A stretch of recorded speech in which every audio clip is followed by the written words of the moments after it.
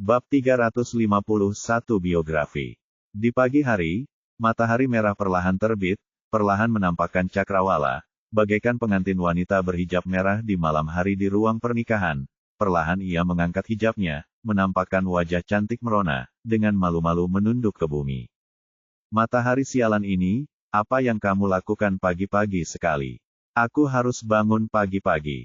Di halaman kamar tamu Zhu Ping'an di Linhuai Marquis Mansion, bocah nakal itu memandang ke langit timur dengan ekspresi pahit, kebencian, mengulurkan tangan kecilnya yang gemuk itu melayang di udara untuk beberapa saat, dan sepertinya dia sangat ingin menurunkan matahari merah terbit di timur seperti pancake. Zhu Ping'an tidak bisa menahan senyum ketika dia melihat anak yang pahit dan kesal itu memegang sebuah buku. Sejak pemeriksaan istana selesai, Markis Linhuai mendesak orang-orang untuk mengirimkan anak nakal itu kepadanya lebih awal. Zhu Ping'an suka bangun pagi untuk berlatih kaligrafi. Meski kini ia sudah memenuhi syarat untuk berlatih kaligrafi dengan pena, tinta, kertas, dan batu tinta, ia sudah terbiasa menggunakan kuas yang dicelupkan ke dalam air untuk berlatih kaligrafi di papan kayu, jadi ia masih berlatih kaligrafi dengan kebiasaan lamanya mencelupkannya ke dalam air pada pagi hari. Saat Zhu Ping'an sedang berlatih kaligrafi, ia juga menunaikan tugasnya sebagai guru dan menghimbau anak nakal tersebut untuk membaca di pagi hari. Betapapun nakalnya anak tersebut memberinya 1000 alasan, Zhu Ping'an tetap akan kalah dan harus memegang buku tersebut di tangannya di pagi yang pahit dan penuh kebencian membaca. Selain anak nakal, ada juga lolita kecil di halaman yang menyebut dirinya Niwer. Loli kecil ini juga suka pergi ke Zhu Ping'an akhir-akhir ini, karena Zhu Ping'an akan bercerita setiap kali dia lelah membaca dan berlatih kaligrafi. Entah itu dongeng atau cerita tentang monyet kecil yang melompat keluar dari batu, Loli kecil tidak bisa menggerakkan kakinya. Jadi setiap saat, Lolita kecil menolak pergi dengan alasan menemani kakak Rui belajar. Tentu saja hal yang sama juga berlaku pada anak nakal tertentu. Walaupun ia tidak senang dengan Zhu Ping'an, setiap kali Zhu Ping'an bercerita, anak nakal itu selalu terlihat seperti, saudara iparku telah menyiksaku ribuan kali, dan aku memperlakukan kakak iparku seperti cinta pertamaku. Dengan wajah gendut, dia mendengarkan dengan penuh minat. Setelah berlatih kaligrafi di pagi hari, para pelayan dari Linhuai Marquis Mansion membawakan sarapan untuk mereka bertiga. Bubur daging tanpa lemak. Ada makanan pembuka, 3 piring hidangan panas, daging dan sayuran, serta beberapa bakpao dan telur. Kelihatannya sangat menggugah selera. Anak nakal itu merasa sangat tidak senang karena Zhu Ping'an mengawasi studinya. Saat waktunya sarapan, wajah gemuknya penuh dengan provokasi. Apapun yang dikatakan Zhu Ping'an, dia akan selalu menjawabnya. Melihat wajah gendut yang provokatif dari anak nakal itu, Zhu Ping'an tidak bisa menahan senyum, dan kemudian mengambil sebutir telur dari meja dengan cara yang misterius. Dia memegangnya di tangannya, memandang matahari, lalu menyentuhnya ke kiri dan ke kanan dengan jari-jarinya, meletakkannya di bawah hidungnya dan menciumnya, dan akhirnya menjepit jari-jarinya dan menghitung, dan berkata dengan serius. Ini adalah telur-telur yang dihasilkan oleh ayam. Ketika anak nakal itu mendengar ini, wajahnya penuh kebingungan, dan dia segera menjawab dengan wajah gemuk, bagaimana kamu tahu? Aku tidak percaya. Loli kecil yang sedang menyeruput bubur di meja tidak bisa, mau tidak mau memutar matanya setelah mendengar kata-kata anak nakal itu. Saudara Rui yang bodoh, telurnya pasti dihasilkan oleh ayam, karena ayam jantan tidak bertelur. Anak laki-laki nakal itu tersedak bubur dan wajahnya menjadi hitam. Zhu Ping'an baru saja selesai sarapan, sebelum dia bisa membersihkan meja, dia mendengar suara ayam dan anjing di luar halaman, dan suara langkah kaki mendekat. Tuan Zhu, cepatlah. Cepat, dekret kekaisaran telah tiba. Tepat ketika Zhu Ping'an mengangkat kepalanya, dia melihat seorang pramugara membawa beberapa anak laki-laki ke halaman seolah-olah mereka sedang dikejar anjing. Dia kehabisan nafas. Dia berkata dengan cepat setelah menarik nafas. Dan BSP, dekret kekaisaran. Lelucon yang luar biasa. Ini baru hari kedua. Bukankah hasil ujian kekaisaran baru keluar setelah 3 hari? Ngomong-ngomong, tidak perlu ada dekret kekaisaran yang dikirim pulang untuk mengumumkan hasilnya, bukan? Meskipun Zhu Ping'an merasa aneh, dia tetap mengikuti pramugara dan berjalan keluar. Di era feodal, dua kata, dekrit kekaisaran, bernilai lebih dari 1000 keping emas. Saya tidak berani merendahkan siapapun dengan kata, suci. Ketika dia sampai di aula depan, Zhu Ping'an tahu apa yang sedang terjadi. Apa dekrit kekaisaran itu? Hanya seorang kasim muda dari istana yang datang untuk memberitahu Zhu Ping'an agar memasuki istana untuk menemui kaisar. Menurut apa yang dikatakan kasim muda dan penjelasannya, hal itu mungkin seperti itu. Hal itu berdasarkan kebiasaan yang biasa. Setelah menteri penguji selesai meninjau ulang kertas ujian, dia akan menyerahkan 10 kertas ujian terbaik di antara kertas ujian istana ke ujian kekaisaran di depan kaisar. 10 kertas ujian dibuka dan disegel, dan informasi pribadi para kandidat terungkap. Kaisar memberi peringkat pada 10 kertas ujian, memilih 7 teratas, 2 teratas, 7 teratas, dan 7 teratas. Selain itu, Kaisar akan memanggil pemilik 10 kertas ujian ini ke istana dan memanggil mereka sendirian. Inilah yang dikenal sebagai Xiao Chuanlu dalam sejarah.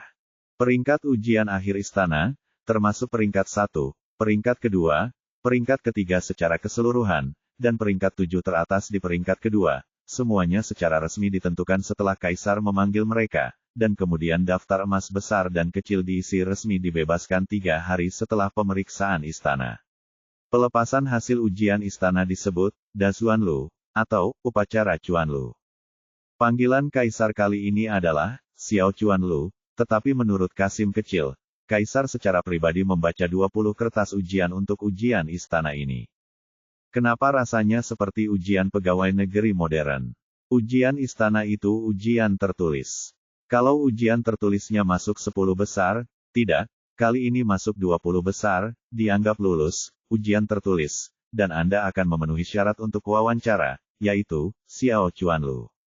Kaisar adalah pewawancara, dan posisinya akhirnya ditentukan setelah wawancara. 3 dari 20 dipilih, yang pertama adalah pilihan teratas, yang kedua adalah pilihan kedua, dan yang ketiga adalah pilihan teratas. Zhu Ping'an mengikuti Kasim kecil itu dan bergegas ke Siyuan dengan kereta markis. Dalam perjalanan, Zhu Ping'an memberikan amplop merah kepada Kasim kecil itu tanpa meninggalkan jejak apapun. Kasim kecil itu menyentuh amplop merah itu dan tersenyum bahagia kepada Zhu Ping'an di dalam gerbong. Ada banyak hal yang perlu diperhatikan selama wawancara, yang sangat detail. Setelah memasuki Siyuan, Zhu Ping'an dipimpin oleh seorang kasim muda untuk memujinya di sebuah istana di Siyuan.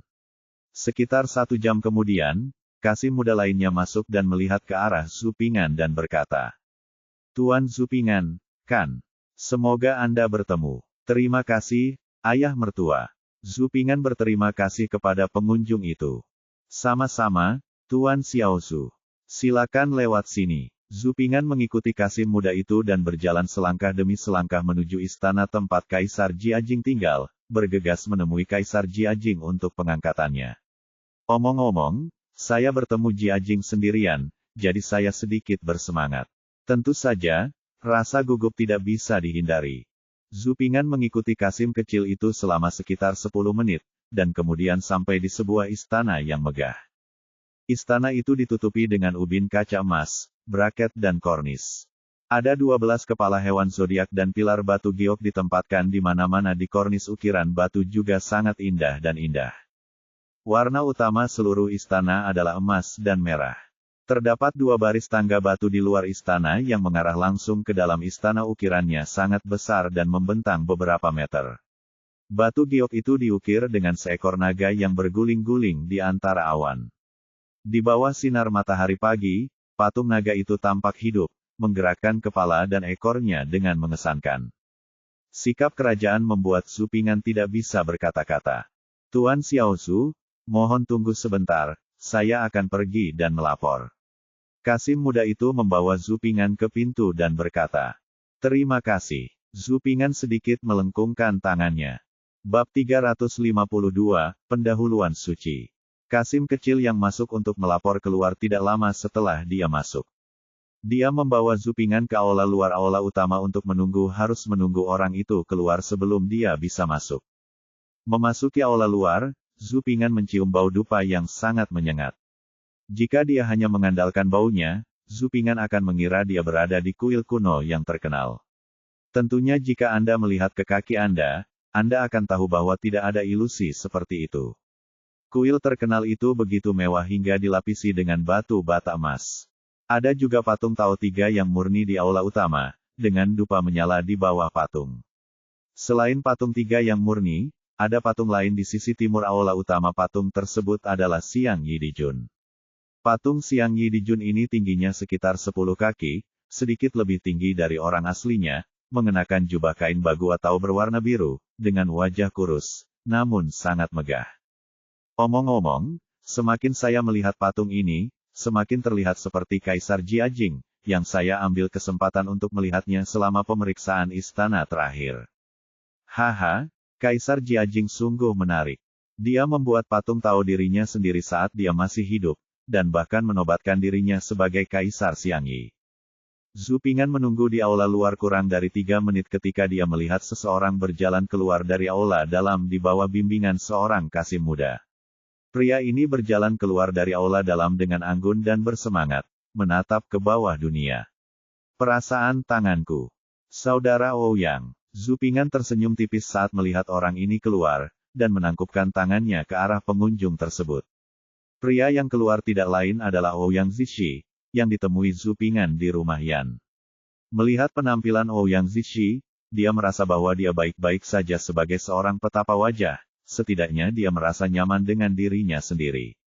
Setelah mendengar sapaan Zhu Pingan, Ouyang Zishi melirik ke arah Zhu Pingan, mengangguk sedikit, lalu berjalan keluar aula dengan anggun.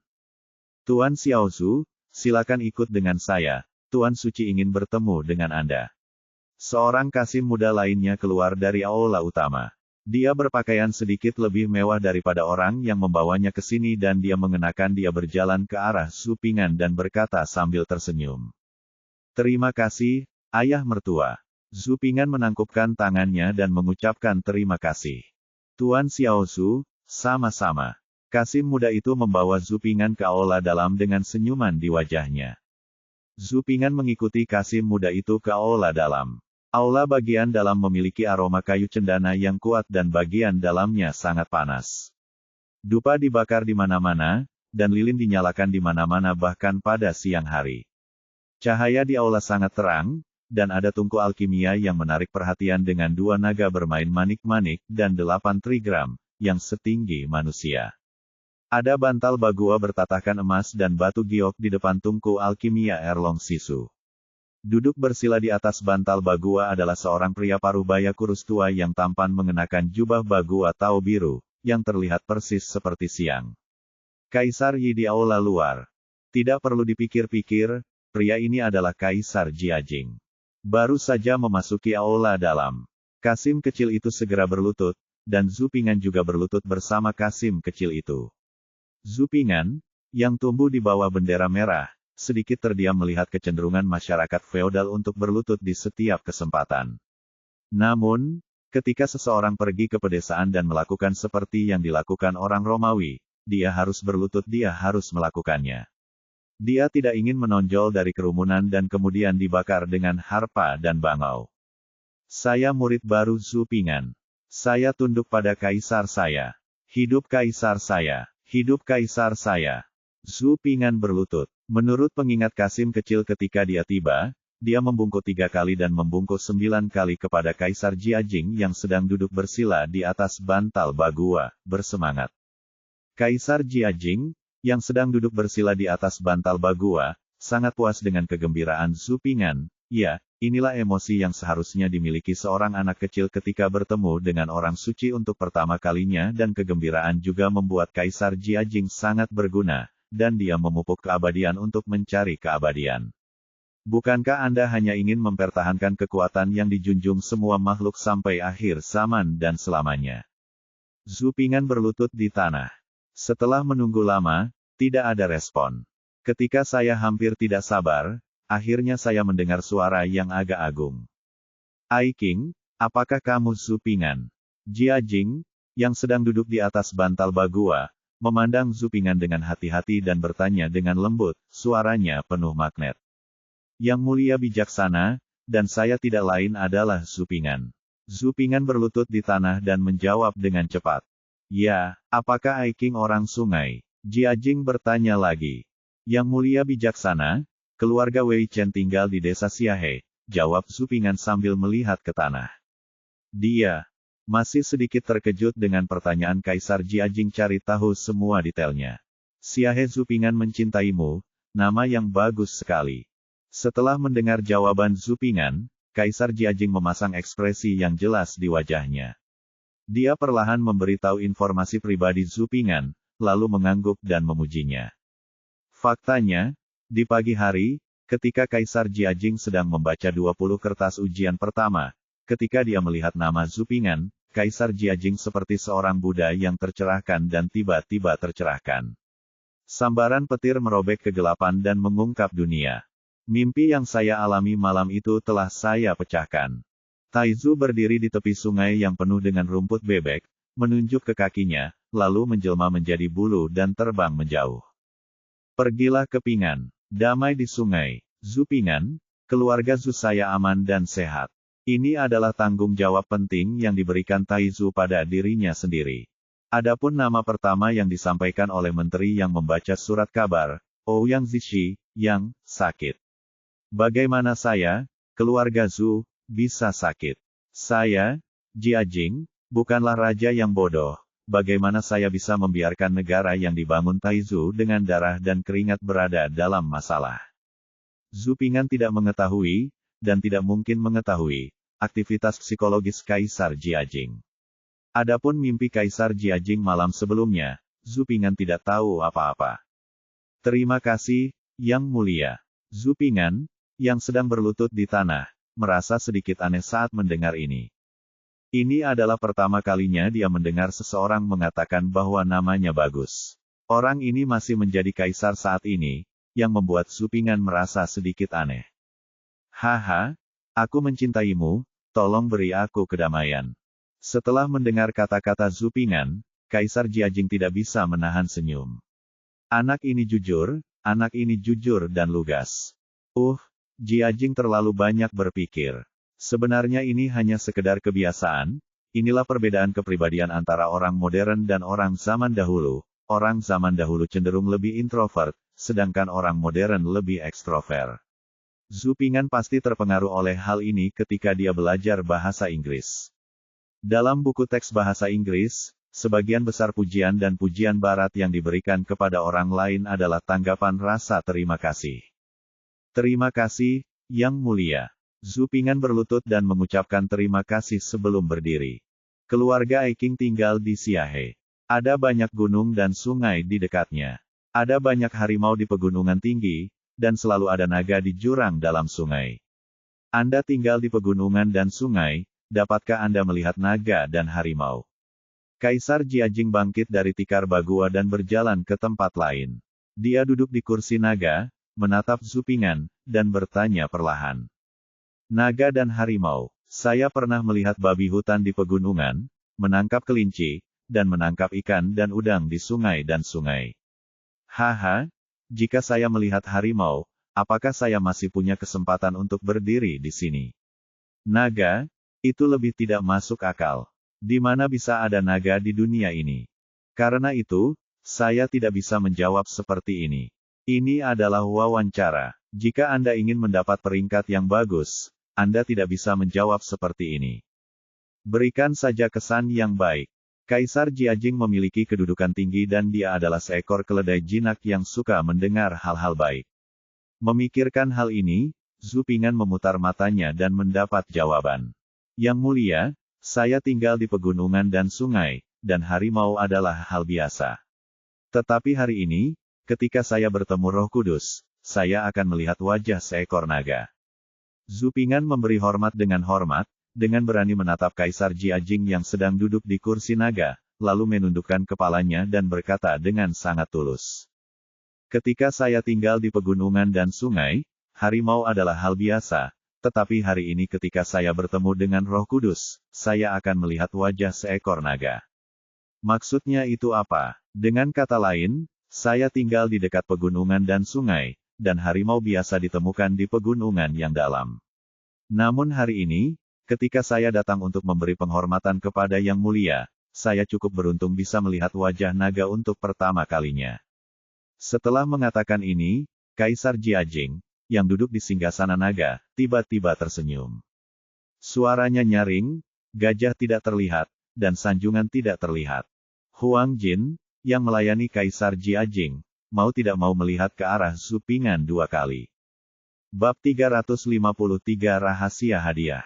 Di tempat saya tinggal, di pegunungan dan sungai, harimau adalah hal biasa, tetapi hari ini ketika saya bertemu dengan Roh Kudus, saya akan melihat wajah seekor naga.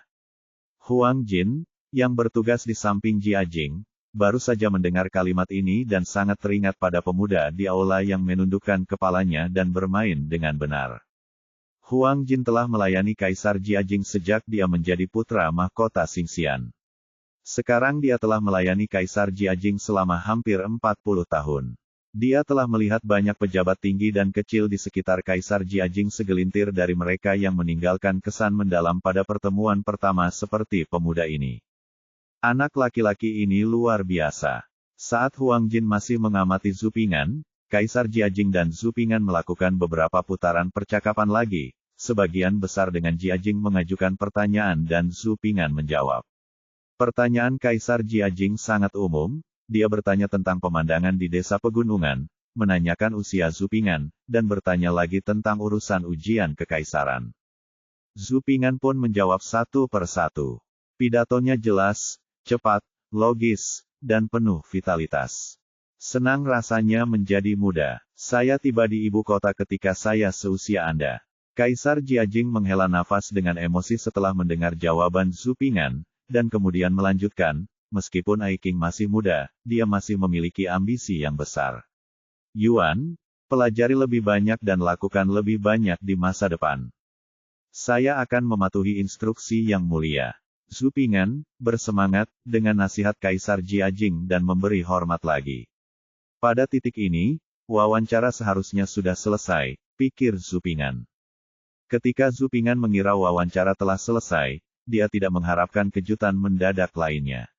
Setelah mengajukan pertanyaan, Kaisar Jiajing melambaikan tangannya dan meminta seorang kasim kecil yang melayani di sampingnya untuk membawa nampan berlapis kain merah dan datang langsung ke Zhu Ping'an. Di depan Ping'an terdapat ayam jago emas berukir emas, ikan emas, babi emas, sapi emas, bebek emas dan benda-benda lainnya di atas nampan. Ayam jago emas, banteng emas dan benda lainnya ini tidak besar, hanya sekitar 1 jari. Bentuknya datar dan mungkin hanya beratnya sekitar 2 tael, tapi ukirannya sangat halus. Seperti kehidupan. Kamu luar biasa, dan aku tidak akan pelit dengan hadiah. Sayangku, silakan pilih salah satu dari mereka sebagai hadiah. Kaisar Jiajing duduk di kursi naga dan melambai ke Zhu Ping'an.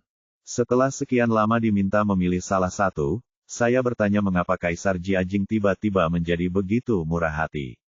Zhu Ping'an penuh fitnah, namun wajahnya menunjukkan ekspresi terima kasih dan menghormati leluhurnya. Terima kasih, Yang Mulia, atas hadiahnya. Zhu Ping'an berlutut dan memberi hormat. Aku mencintaimu, kamu tidak harus bersikap sopan. Kaisar Jiajing melambaikan tangannya, memberi isyarat kepada Zhu Ping'an untuk bangkit dan memilih hadiah. Zhu Ping'an berlutut untuk berterima kasih kepada Jiajing dan kemudian berdiri lagi. Dia berkata, terima kasih, kepada kasim kecil yang memegang nampan, dan kemudian dia mulai memilih yang lebih besar. Saat dia mengulurkan tangannya, dia tiba-tiba menyadari bahwa hadiah dari Kaisar Jiajing seharusnya tidak sesederhana itu. Kaisar Jiajing memintanya untuk memilih ayam emas, ikan emas, babi emas, sapi emas, dan bebek emas, tetapi hal-hal ini jelas bukan sesuatu yang bisa dia pilih dengan santai. Pilih ikan mas. Ikan mas diukir dari emas. Gambar aslinya adalah ikan mas, seperti aslinya. Ikan mas melompati gerbang naga itu pertanda baik untuk memilih ikan mas. Legenda mengatakan bahwa ada gerbang naga yang menjulang tinggi di sisi timur sungai, dan ikan mas selalu berenang keras ke sana setiap musim semi. Seekor ikan mas yang berenang ke hulu dan melompati gerbang naga bisa berubah menjadi naga. Kata ini juga umumnya digunakan untuk merujuk pada memiliki nilai ujian yang bagus dan berada di peringkat teratas di sekolah menengah. Pilih ikan mas emas. Itu harusnya yang paling tepat. Tetapi ketika Zhu Ping'an mengulurkan tangan ke ikan mas itu, dia melihat Kasim kecil itu memegang nampan dan berkedip sedikit. Kemudian, Zhu Ping'an berhenti dan tiba-tiba mendapat pencerahan, tidak sesederhana itu. Benar saja, itu tidak sesederhana itu. Ikan mas melompati gerbang naga. Ikan mas melompati gerbang naga dan berubah menjadi naga. Apa yang ingin kamu lakukan jika kamu berubah menjadi naga? Saya tidak tahu bahwa Kaisar Jiajing adalah satu-satunya naga sejati. Kemudian Zhu Ping'an memikirkan tentang apa yang tercatat dalam sejarah, kutukan di hati Kaisar Jiajing yang membuat hatinya dingin dan kedua naga itu tidak bertemu. Kaisar Jiajing adalah bunga aneh dalam sejarah dinasti Ming. Setelah dia mengetahui tentang apa yang disebut kutukan dua naga yang tidak bertemu satu sama lain. Itu telah diterapkan sepanjang hidup saya. Pada tahun ke-13 pemerintahan Kaisar Jiajing telah bertempur di tempat tidurnya selama 13 tahun. Yah, mungkin medan perangnya ada di tempat lain, namun di tahun ini Kaisar Jiajing akhirnya menyambut putra pertamanya, namun sayangnya, putra sulung Kaisar meninggal kurang dari 3 bulan setelah ia dilahirkan. Kaisar Jiajing sangat sedih. Pada saat ini, Tao Zhongwen, guru surgawi Kaisar Jiajing yang paling terpercaya, melaporkan kutukan, dua naga tidak bertemu satu sama lain, kepada Kaisar Jiajing. Yang mulia, Anda adalah satu-satunya naga sejati di dunia. Anda telah menerima takdir dan keberuntungan, dan Anda adalah Kaisar sejati. Namun, putra dan keturunan yang mulia juga merupakan putra naga. Namun, kedua naga itu tidak bertemu satu sama lain. Yang mulia adalah kaisar yang ditakdirkan, naga takdir dan takdir yang sebenarnya. Satu gunung tidak dapat mentolerir dua harimau, dan satu sisi tidak dapat mentolerir dua naga. Semua pangeran tidak sebaik yang mulia. Saat dua naga bertemu, salah satunya akan terluka. Setelah mendengarkan kata-kata Tao Zhongwen, Kaisar Jiajing langsung berkeringat dingin. 3 tahun kemudian, Kaisar Jiajing berturut-turut memiliki pangeran seperti Zhu Zaihe, dan Zhu Zaizhen. Namun, Kaisar Jiajing selalu mengingat kutukan, dua naga tidak pernah bertemu, dan adegan kematian putra sulung Kaisar, selalu ada di depan matanya, jadi Kaisar Jiajing tidak pernah melihat ketiga pangeran ini, dan dia tidak berani menjadikannya seorang pangeran, karena takut terjadi kecelakaan. Apa yang dilakukan Kaisar Jiajing tampaknya tidak masuk akal bagi orang luar, dan para bangsawan membicarakannya. Kaisar Jiajing tidak tahan lagi, jadi dia membawa Kaisar Jiajing dan mendidiknya untuk waktu yang lama. Karena tidak mampu menanggung pendidikan janda permaisuri, Kaisar Jiajing harus bertemu dengan Zhu Zaihe, putra tertua kedua Kaisar. Setelah mengobrol dengannya, dia menyekolahkannya. Zhu Zaihe berusia 14 tahun dia bertemu ayah kandungnya, sangat bersemangat, namun, semuanya terjadi secara kebetulan. Malam itu, putra Kaisar kedua Zhu Zaihe jatuh sakit. Dalam beberapa hari, putra Kaisar kedua juga pergi menemui kakak tertuanya. Kaisar Jiajing hampir mati ketakutan, dia tidak berani melampaui kutukan, dua naga tidak pernah bertemu, dan dia bahkan tidak melihat kedua putranya yang tersisa, Raja Yu Zuzaihe dan Raja Jing Zuzaizen. Jika saya melihatnya di istana, atau jika dia harus menemui saya untuk suatu upacara penting, saya tidak akan mengucapkan sepatah kata pun. Sekarang jika Anda memilih ikan mas emas, apakah Anda ingin ikan mas tersebut melompati gerbang naga dan berubah menjadi naga? Kamu berubah menjadi naga, dan aku, Jiajing, juga seekor naga. Kenapa? Aku bertanya-tanya apakah kedua naga itu tidak bertemu satu sama lain. Apa menurutmu aku, Jiajing, hidup dengan baik? Tertarik untuk bergegas ke saya? Jangan katakan Zhu Ping'an terlalu banyak berpikir. Kaisar Jiajing, yang mengolah keabadian dan memurnikan ramuan, meminum ramuan logam berat sepanjang hari. Wajar jika keracunan logam berat menyebabkan halusinasi orang yang memupuk keabadian dan keabadian. Ini ada begitu banyak orang yang peduli padamu. Lebih baik percaya bahwa hal itu ada daripada percaya bahwa hal itu tidak ada. Memikirkan hal ini, Zhu Ping'an melintasi ikan mas emas dengan tangannya, menyilangkannya secara normal, mendarat di samping ayam emas, dan kemudian mengambilnya di tangannya. Tuanku, terima kasih atas hadiahnya, Yang Mulia. Zhu Ping'an memegang ayam emas dengan kedua tangannya dan berlutut di tanah untuk berterima kasih kepada Kaisar Jiajing. Oh, ternyata itu adalah seekor ayam jago emas. Huang Jin, yang melayani Kaisar Jiajing, tercengang. Pilihan Zhu Ping'an di luar dugaannya. Mereka yang dipanggil satu persatu di depan semuanya memilih ikan mas emas. Apakah pemuda ini melakukannya dengan sengaja atau tidak? Jika itu adalah gerakan yang tidak disengaja, maka pemuda ini sangat beruntung. Jika itu adalah gerakan yang disengaja, maka pemuda ini sungguh luar biasa. Oh, mengapa Aiking memilih ayam emas? Kaisar Jiajing duduk di kursi naga dan mengangguk, bertanya perlahan. Tentu saja itu bukan langkah yang disengaja, dan saya tentu tidak memilihnya secara acak. Ini adalah sesuatu yang telah saya pertimbangkan dengan cermat. Kaisar Jiajing, Anda mempraktikkan keabadian dan alkimia, dan percaya pada Taoisme novel peri di zaman modern, dan saya juga banyak meneliti informasi tentang Taoisme. Taoisme memiliki perasaan yang berbeda terhadap semua binatang dan burung di dunia, di antaranya ayam adalah yang paling dalam. Bukankah pendiri Taoisme, Zheng Xian, meninggalkan pepatah bahwa ayam dan anjing naik ke surga? Pembentukan Taoisme, para paus sebelumnya memiliki perasaan yang besar terhadap ayam. Mereka memiliki perasaan yang mendalam satu sama lain. Dikatakan bahwa seorang paus tertentu berada dalam bahaya ketika dia mencoba untuk melenyapkan roh jahat dan diselamatkan oleh seekor ayam jantan roh-roh jahat selama beberapa hari dan kelelahan serta dikelilingi oleh bahaya. Untungnya, ayam jantan bernyanyi dengan keras dan berkokok memanggil matahari terbit, untuk membantu paus dalam memberantas kelicikan. Selain itu, ikan yang dihargai oleh penganut Tao adalah ikan belanak yang tidak bersisik, bukan ikan mas. Orang yang percaya pada Taoisme tidak akan pernah makan belanak jenis ini. Di mata masyarakat awam, belanak sangat dibenci, karena setelah belanak betina berkembang biak dan melahirkan bayi belanak, ia akan memakan sebagian dari bayi belanak yang dilahirkannya. Racun harimau tidak memakan anak-anaknya, begitu pula belanak Anda melahirkan bayi belanak, tapi memakan belanak kecil mentah, sungguh keji dan penuh kebencian, sehingga orang awam memandang rendah dan membenci belanak, dan mereka tidak bisa lagi memandang rendah dan membencinya. Namun, tidak demikian halnya di mata orang-orang yang menganut Taoisme. Mereka mengagumi belanak, dan mungkin semua orang akan bertanya-tanya bagaimana mereka masih bisa membalikkan putusan atas belanak Torma. Ya betul, mereka tidak hanya membatalkan putusan, tapi juga menaikkannya ke level yang sangat tinggi. Di mata orang-orang yang menganut Taoisme, belanak itu seperti ini, ketika belanak betina mencapai masa pemijahan, dia hamil selama beberapa bulan, menghabiskan tenaganya, dan menyuplai setiap nutrisi di tubuhnya ke belanak kecil di perutnya. Untuk bertelur, ia menghabiskan sisa tubuhnya untuk melahirkan belanak kecil. Setelah melahirkan, induk belanak itu seperti ulat sutera musim semi yang kehabisan sutra dan obor lilin yang telah berubah menjadi abu.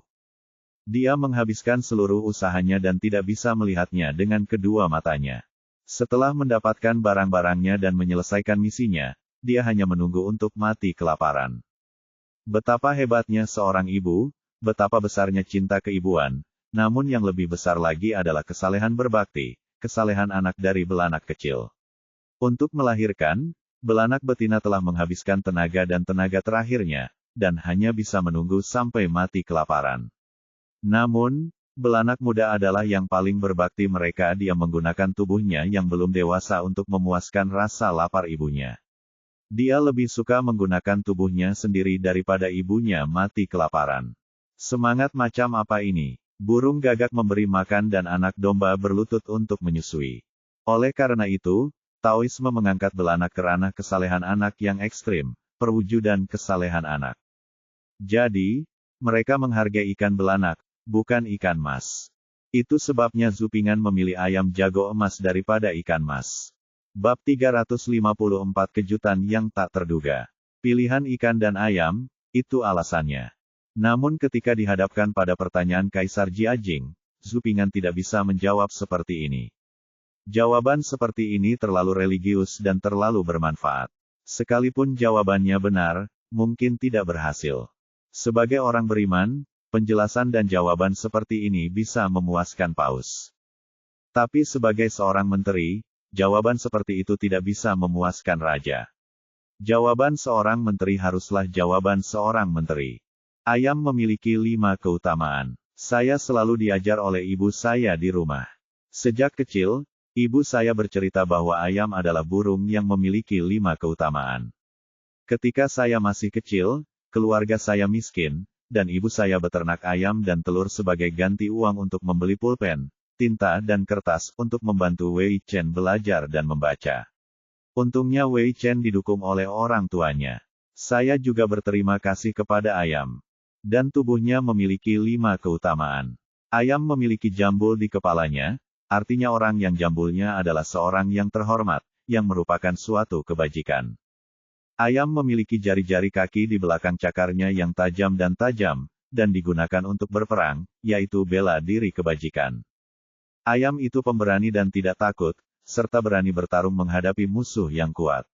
Saat bertarung, yang pemberani akan menang jika bertemu di jalan yang sempit. Inilah keutamaan keberanian tidak akan makan sendirian. Sebaliknya, ia akan mengajak teman-temannya untuk makan bersama. Ini adalah kebaikan yang tiada taraf. Ini adalah kebajikan. Fajar telah tiba, tidak pernah mengingkari janji, tepat waktu dan menepati janji adalah salah satu keutamaan iman. Petik 2. Guru berkata, 3 orang harus menjadikan saya sebagai guru mereka. Saya percaya bahwa pernyataan ini berlaku untuk semua hal di dunia dan benar. Petik 2. Saya memilih ayam emas untuk belajar dari 5 keutamaannya. Saya harus hidup dan belajar setiap hari, dan hidup dan belajar sampai saya tua. Saya tidak akan pernah melepaskan gulungan itu, dan hati sastra serta kebajikan saya akan bertahan selamanya. Seorang sarjana, saya juga memiliki hati dalam seni bela diri. Mereka yang menyerang dinasti Ming kita yang agung berada jauh. Dia harus dieksekusi. Meskipun dia seorang pegawai negeri, tangannya tidak cukup kuat untuk menahan seekor ayam. Namun, saya juga bersedia melakukan perbuatan baik untuk yang mulia di medan perang. Meskipun saya tidak bisa bertarung di medan perang atau mengikat pemimpin musuh dengan jumbai panjang, saya masih bisa menyusun strategi dalam strategi tawanan utara. Orang Jepang Selatan itu ganas, tapi darahan agungku tertumpah di tubuhku. Saya juga memiliki hati yang berani dan berbudi luhur, dan saya tidak takut akan hal itu. Saya telah dipromosikan ke tingkat yang lebih tinggi atas anugerah yang mulia. Saya harus memiliki hati yang baik hati. Saya akan selalu baik hati dan berbudi luhur. Jika seseorang tidak memiliki keyakinan dan tidak tahan, saya juga akan tetap sin. Apa yang kamu ucapkan harus dilakukan, dan apa yang kamu lakukan harus membuahkan hasil. Saya akan mengingat 5 kebajikan ini dan mempraktikkannya, sehingga dapat menambahkan batu bata dan ubin ke negara indah yang mulia. Su Pingan memegang ayam emas di tangannya, wajahnya penuh kegembiraan, matanya penuh ketulusan, dan kata-katanya jelas dan masuk akal. Dia mengatakan yang sebenarnya, dengan jujur, kepada Kaisar Jiajing, yang duduk di atas tahta naga. Alasan ini, saya hampir bisa menulis artikel kebijakan, teori. 5 kebajikan, orang yang berani akan menang ketika menghadapi kesulitan, kata-kata. Ini terdengar sangat nyaman, teori 5 kebajikan sangat bagus. Keenam kata ini ringkas dan padat, namun memiliki makna yang luas.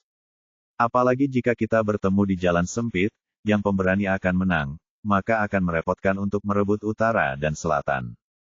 Mengapa Anda berperang melawan dinasti Ming dan menambahkan batu bata dan ubin ke negara saya yang indah? Ubin untuk mengabdi pada negara. Itu tidak salah sama sekali. Hati Kaisar Jiajing. Kata-kata yang terkandung dalam kata-kata Zupingan yang telah teruji oleh masyarakat modern telah menaklukkan saya menemukan menteri yang bijaksana, menteri yang bersedia mengabdi pada negara. Setelah mendengar kata-kata Zupingan, Huang Jin, yang melayani Kaisar Jiajing, mau tidak mau melihat ke arah Zupingan lagi.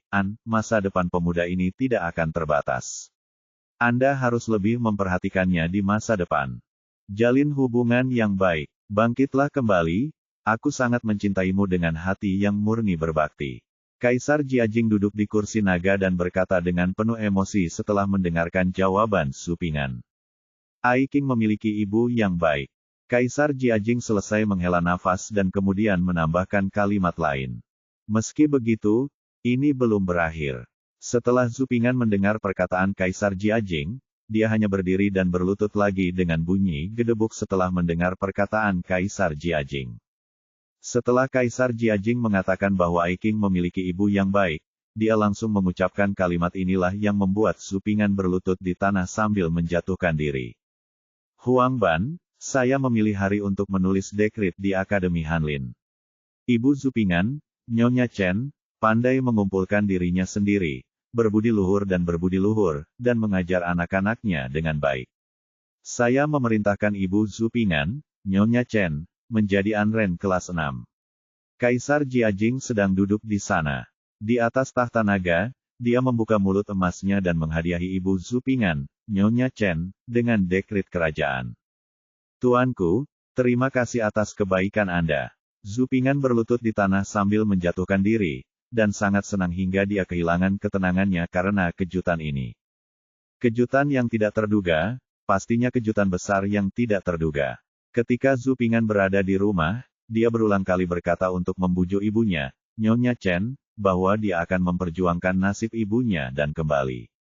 Meski saya bilang begitu, tentu saja saya akan bekerja keras, namun dekrit kekaisaran memang tidak semudah itu didapat.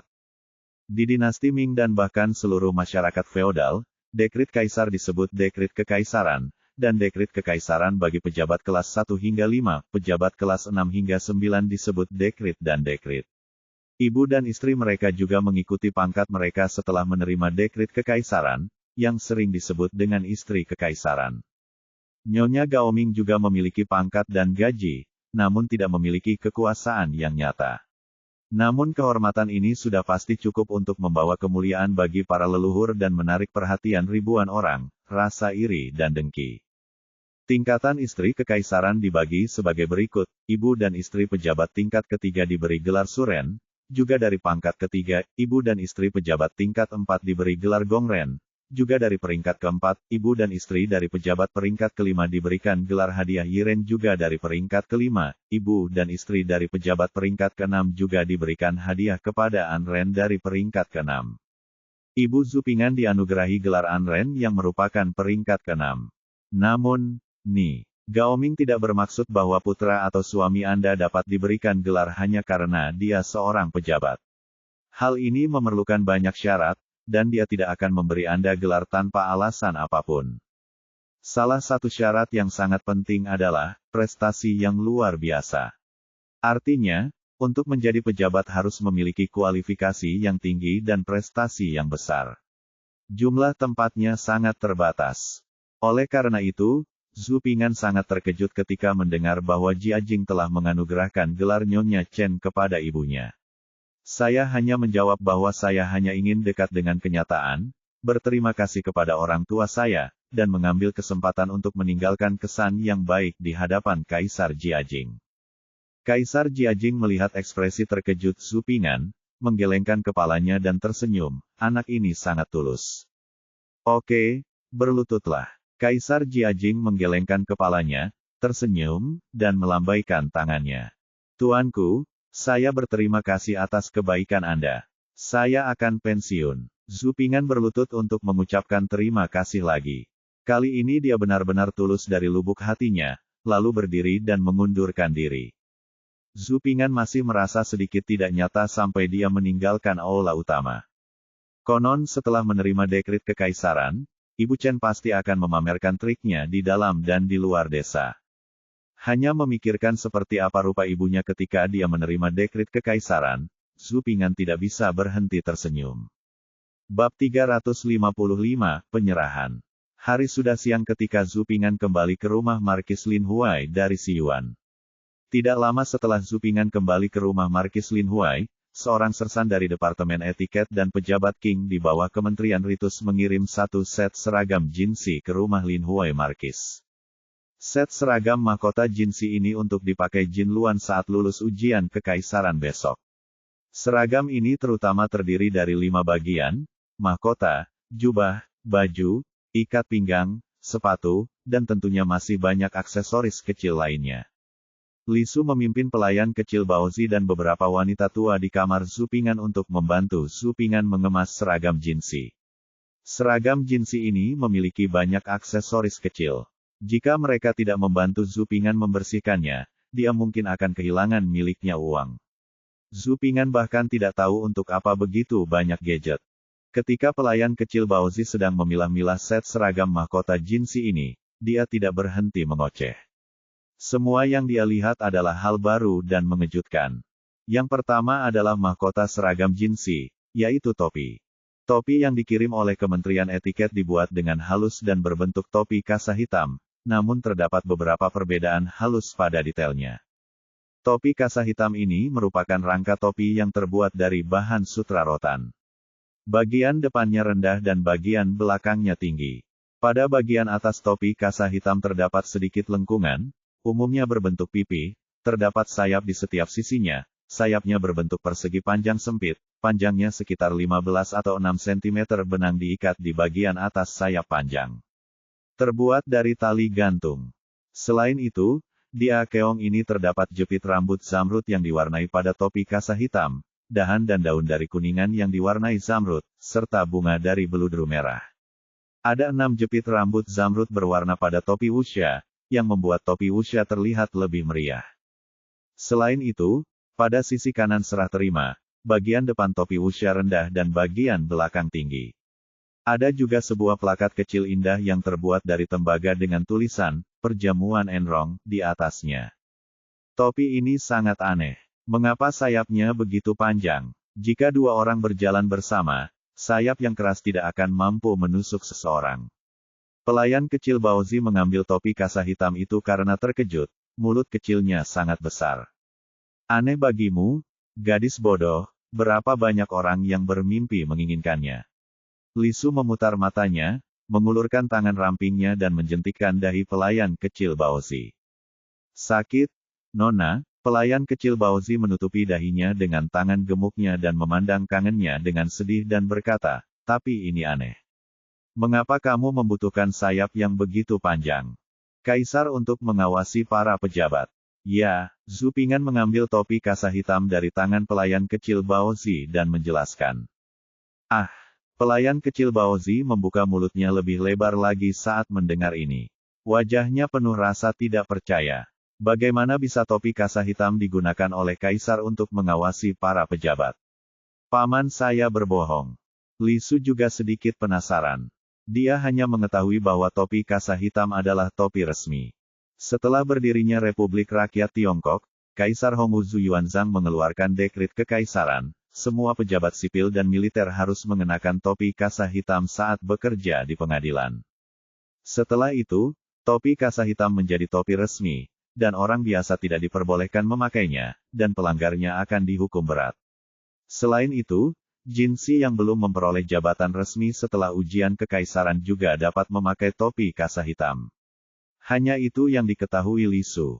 Topi kasa hitam yang disebutkan Zhu Ping'an adalah cara kaisar mengawasi pejabat. Dia benar-benar tidak tahu. Apakah kamu melihat kedua sayap ini? Kata Zhu Ping'an sambil memegang topi kasa hitam di tangannya dan menggoyangkannya sedikit. Kemudian kedua sayap panjang pada topi kasa hitam itu mulai berayun ke atas dan ke bawah, menyebabkan kedua pita sabun juga berkibar, yang terlihat sangat jelas. Aku melihatnya. Pembantu kecil Baozi bingung. Awalnya Wu Samao tidak memiliki dua sayap panjang ini. Ini ditambah dengan keputusan khusus kaisar, lanjut Zhu Ping'an. Jadi apa? Ia tidak bisa berbicara. Bagaimana kaisar bisa mengawasi kalian para pejabat? Wajah pelayan kecil Baozi penuh dengan pertanyaan. Ia dapat berbicara. Zhu Ping'an tersenyum tipis. Pembohong, pelayan kecil Baozi cemberut. Suatu saat ketika kaisar berada di istana, dia menemukan bahwa ketika ludahnya beterbangan, beberapa menteri di bawah sebenarnya saling berbisik. Kaisar sangat marah, jadi dia menambahkan dua sayap panjang ini ke dalam kain kasa hitam. Topi. Dengan dua sayap panjang ini, seorang pejabat yang memakai topi kasa hitam hanya perlu menggerakkan kepalanya. Petik 2. Ketika Zhu Ping'an mengatakan ini, dia dengan lembut menggoyangkan topi kasa hitam di tangannya dan menunjuk kedua sayap panjang itu. Ci, bersabda, kedua sayap panjang itu akan bergetar ke atas dan ke bawah, ke kiri dan ke kanan, dan ketika para pejabat saling berbisik, sayap yang panjang itu akan memperingatkan kaisar. Selain itu, jika para pejabat berbisik, jika sayap panjang di topi mereka bersentuhan, topinya kemungkinan besar akan kena. Kaisar, yang duduk di kursi naga di istana Jinluan, begitu merendahkan sehingga dia dapat melihat dengan jelas dan akurat menangkap para pejabat yang tidak serius menghadiri pengadilan. Keluar dan dapatkan hukuman. Oleh karena itu, topi kasa hitam ini digunakan oleh kaisar untuk mengawasi para pejabat. Petik 2. Oh, pelayan kecil Baozi tiba-tiba menyadari. Dia menatap Zhu Ping'an dengan sepasang mata besar dengan penuh kekaguman. Dia merasa bahwa pamannya begitu kuat dan tahu banyak. Mata Li Su juga berbinar, tapi itu berlalu pergi sebentar. Dia tampak bangga dan meremehkan burung merak kecil itu. Setelah menyelesaikan topi kasa hitam itu, dia meletakkannya di sisi kiri meja agar dia bisa memakainya saat dia pergi ke Istana Emas besok. Pagi apakah ini untuk? Dalam set seragam mahkota Jinsi ini juga terdapat papan wat yang terbuat dari kayu belalang yang panjangnya lebih dari 50 cm. Pembantu kecil Baozi mengambil papan wat dari kayu belalang, dan wajah Baozi kembali melotot. Perlengkapan kantor, buku catatan. Zhu Ping'an melihatnya sekilas dan menjawab dengan santai. Pelayan kecil Baozi menggelengkan kepalanya dengan wajah bengkak. Saya tidak mengerti, apa maksud buku catatan itu. Saya lupa. Pada zaman dinasti Ming belum ada yang namanya buku catatan. Buku catatan artinya adalah buku kecil yang dilengkapi pena untuk mencatat. Tablet wat ini adalah alat yang digunakan para pejabat ketika pergi ke istana dengan kedua tangan dan catat perintah dan keputusan kaisar. Tuliskan sesuatu di atasnya, atau tuliskan apa yang ingin Anda katakan ketika Anda pergi ke pengadilan di papan wat ini, agar Anda tidak melupakan sesuatu. Zhu Ping'an menjelaskan secara singkat fungsi papan wat dalam istilah kuno. Pelayan kecil Baozi lebih mengagumi Zhu Ping'an. Hal berikutnya yang dia sortir adalah jubah Jinsi, yang mirip dengan seragam resmi pejabat. Merupakan gamis Jinsi yang terbuat dari bahan raffles berwarna biru tua, dengan kerah bulat dan lengan yang sangat lebar. Bagian tepi kerah, manset, dan lain-lain terbuat dari kain sutra berwarna biru, sehingga membuat gamis Jinsi terlihat energi dan juga tidak monoton dilengkapi dengan strip yang diwarnai. Itu adalah ikat pinggang kulit sapi berwarna biru tua, sangat panjang, dengan tanduk yang terbuat dari kulit hitam di kedua ujungnya. Zhu Ping'an mencoba mengikat ikat pinggangnya, dan setelah diikat, masih banyak yang menggantung di bagian belakang, seperti 2 ekor. Ada singlet berwarna putih yang digunakan untuk membuat pakaian. Tentu saja, ada juga sepasang sepatu bot kulit dan sepasang kaus kaki sutra. Sepatu bot dan kaos kaki tersebut meniru model yang dikenakan para pejabat saat pergi ke pengadilan. Setelah menyelesaikannya, Li Su meminta pelayan kecil Baozi untuk membantu. Zhu Ping'an mengenakan seragam mahkota Jinsi ini dan mencobanya. Setelah Zhu Ping'an memakainya, mata gadis-gadis di ruangan itu berbinar, orang mengandalkan pakaian dan kuda mengandalkan pelana. Zhu Ping'an mengenakan set pakaian ini dan merasakannya. Jubahnya keluar. Tapi satu-satunya masalah adalah jubah luar dan singlet bagian dalam agak terlalu besar. Orang-orang di Kementerian Etiket tidak menyangka orang muda seperti itu akan lulus ujian Jinsi. Li Su meminta wanita tua itu untuk membawakan sulaman dari rumah. Saya membantu Zhu Ping'an mengukur ukuran dan membandingkan ukuran pakaiannya. Kemudian dia bekerja lembur untuk memodifikasi jubah Jinsi Zhu Ping'an. Hanya butuh waktu kurang dari 1 jam untuk menyelesaikan jubah Jinsi. Setelah Zhu Ping'an mengenakan pakaian itu lagi, Li Su melihatnya sebentar, dan kemudian memberitahu Zhu Ping'an dengan serius bahwa dia menemukan masalah. Kekurangan jubah Jinsi Zhu Ping'an adalah ada satu yang hilang. Kemudian 10 menit kemudian, jubah Jinsi Zhu Ping'an memiliki sachet yang disulam dengan bebek gemuk, dilengkapi dengan liontin giok. Meskipun bebek gemuk di sachet ini agak aneh, tapi warna sachet dan bentuk liontin giok sangat cocok untuk set seragam Jinsi ini. Selain itu, set jubah Jinsi ini juga berkat Li Su meminta penyulam untuk memodifikasinya dengan benar. Jika tidak, saya akan menjadi sedikit tidak pantas saat menyerahkannya ke Istana Emas besok. Untuk mengungkapkan rasa terima kasihnya, Zhu Ping'an memberi Li Su ayam jantan emas yang biasa diberikan Kaisar Jiajing bunga kepada Sang Buddha di pagi hari. Itu bukanlah hal yang vulgar, tetapi karena ayam emas itu sangat hidup sehingga bisa disebut kerajinan tangan. Siapa yang peduli? Li Su memandang Zhu bibirnya dengan arogan. Oke. Zhu Ping'an mendecakkan lidahnya dan hendak mengambil kembali ayam emas itu, tapi dia tidak ingin direnggut oleh Li Su. Zhu Ping'an melihatnya dengan heran. Apa yang kamu lihat? Aku ingat sachet dan liontin giok yang kuberikan padamu tadi sangat mahal. Kamu bisa menggunakannya sebagai hutang atas kerja kerasmu. Wajah cantik Li Su sedikit merah, tapi nadanya sangat natural, penuh arogansi, dan dia terlihat seperti harus melunasi utangnya. Bab 356, Pengumuman Daftar 1. Ayam jantan tidak berkokok, anjing tidak menggonggong, dan di luar jendela gelap gulita tanpa cahaya. Zhu Ping'an bangun, mandi, menyantap sarapan yang dibawakan oleh pelayan kecil Baozi di bawah lentera, mengenakan seragam jinsi barunya dengan bantuan pelayan kecil Baozi, lalu meninggalkan rumah Markis Lin Huai dan menuju kota terlarang. Sarapannya berupa roti daging dengan bubur dan lauk pauk. Rasanya sangat enak, Anda bisa tahu bahwa itu adalah keahlian koki keluarga Li Su yang berkembang pesat. Kulit rotinya lentur dan isinya enak menyegarkan dan nikmat, meninggalkan aroma harum di mulut. Ngomong-ngomong, koki dari keluarga Li Su juga pekerja keras. Dia harus bangun setidaknya setengah jam lebih awal dari dirinya untuk membuat meja sarapan seperti itu. Saya pasti akan berterima kasih kepada koki dari keluarga Li seseorang suatu hari nanti. Dia berhutang budi kepada keluarga Li baru-baru ini. Terima kasih banyak atas perawatan makanan yang dilakukan oleh koki. Zhu Ping'an meninggalkan Lin Huai Markis Mansion dan menuju ke kota terlarang, karena tempat transmisi yang diberitahukan kemarin ketika petugas Kementerian Ritus mengantarkan seragam jinsi adalah Aula Jinsen di kota terlarang. Kota terlarang, kota di dalam kota ini, adalah kota terlarang modern.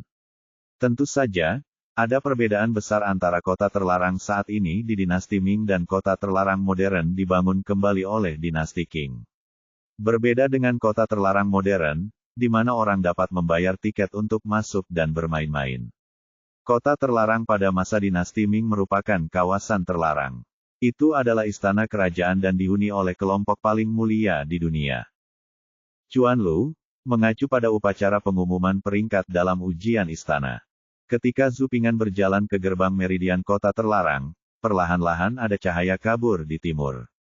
Langit putih, bunganya merah, dan pohon willow berwarna hijau cahaya keemasan, dan mereka penuh kemegahan dan kekayaan. Ada kerumunan orang di luar kota terlarang. Mereka secara kasar dibagi menjadi dua kelompok. Satu kelompok terdiri dari pejabat sipil dan militer yang mengenakan seragam pengadilan.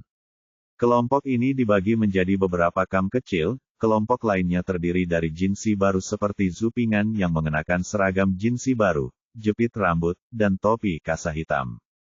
Kedua kelompok orang tersebut sangat bersemangat. Para pejabat sipil dan militer sangat gembira karena mereka sudah lama tidak bertemu Kaisar Jiajing. Banyak dari mereka tidak memenuhi syarat untuk pergi ke Siyuan dalam ujian istana terakhir iseng dan menyebarkan berita di istana Jinsen di kota terlarang. Para pejabat sipil dan militer ini hanya dengan begitu saya dapat melihat wajah suci untuk pertama kalinya setelah sekian lama. Bagaimana mungkin kita tidak bersemangat? Adapun jinsi yang baru dipromosikan yang menduduki peringkat di belakang pejabat sipil dan militer, mereka bersemangat karena hari ini adalah hari besar mereka, dan beritanya sampai ke Istana Emas. Ini adalah momen terakhir dari kekeringan 10 tahun yang mereka alami. Karena hari masih pagi, gerbang istana kota terlarang belum dibuka, sehingga semua orang menunggu dan mengobrol di luar, dan kegembiraan mereka terlihat jelas. Zhu Ping'an tiba di kota terlarang. Kemudian dia, Zhang Siwei dan Wang Shizhen bergabung menjadi 400 jinsi baru. Topik paling populer di kalangan jinsimen baru adalah siapa yang akan menjadi sarjana nomor 1. Saat ini, mereka tidak hanya tidak mengetahui peringkat 20 teratas kelas 1, tetapi tidak satu pun dari banyak pejabat sipil dan militer di depan yang mengetahui peringkat 20 teratas, termasuk Yan Song, Yan Ge, dan 8 menteri lainnya yang membaca surat kabar. Saya hanya tahu peringkat Jinsi setelah 20. Saat ini, peringkat 20 teratas telah disegel sejak Kaisar Jiajing mengaturnya. Itu tidak akan dibuka sampai hari ini ketika diumumkan. Tentu, meskipun peringkat pasti dari 20 teratas tidak diketahui, masih banyak informasi orang dalam yang beredar. Banyak dari 400 Jinsi baru ini lahir dalam keluarga pejabat tinggi, atau terkait dengan pejabat tinggi. Banyak dari Jinsi baru memiliki cara tidak langsung untuk mencari tahu tentang 8 menteri penguji yang meninjau kertas ujian, informasi waktu. Selain itu, kemarin, berita bahwa Kaisar Jiajing memanggil 20 orang teratas juga menyebar ke semua orang. Itu karena sifat yang tidak diketahui dari cendekiawan nomor 1 bercampur dengan beberapa atribut yang diketahui sehingga semua orang membicarakannya dengan sangat antusias. Secara logika, Hui Yuan yang kami uji terakhir kali memiliki peluang bagus. Seorang Jinsi baru yang mengenakan topi kasa hitam jepit rambut, satu set seragam mahkota Jinsi, dan memegang papan kayu belalang ada di antara kerumunan. Begitu orang ini selesai berbicara, seseorang tersenyum dan menggelengkan kepalanya. Saya khawatir saudara Nian ini hanya mengetahui satu hal tetapi tidak mengetahui hal lainnya. Pria itu menggelengkan kepalanya dan berkata sambil tersenyum, dengan ekspresi gosip di wajahnya. Oh, aku ingin mendengar detailnya. Jinsi baru pertama meminta nasihat pria ini. Meskipun aku mendengarnya dari desas-desus, informasinya sangat dapat diandalkan. Teman baik ayahku.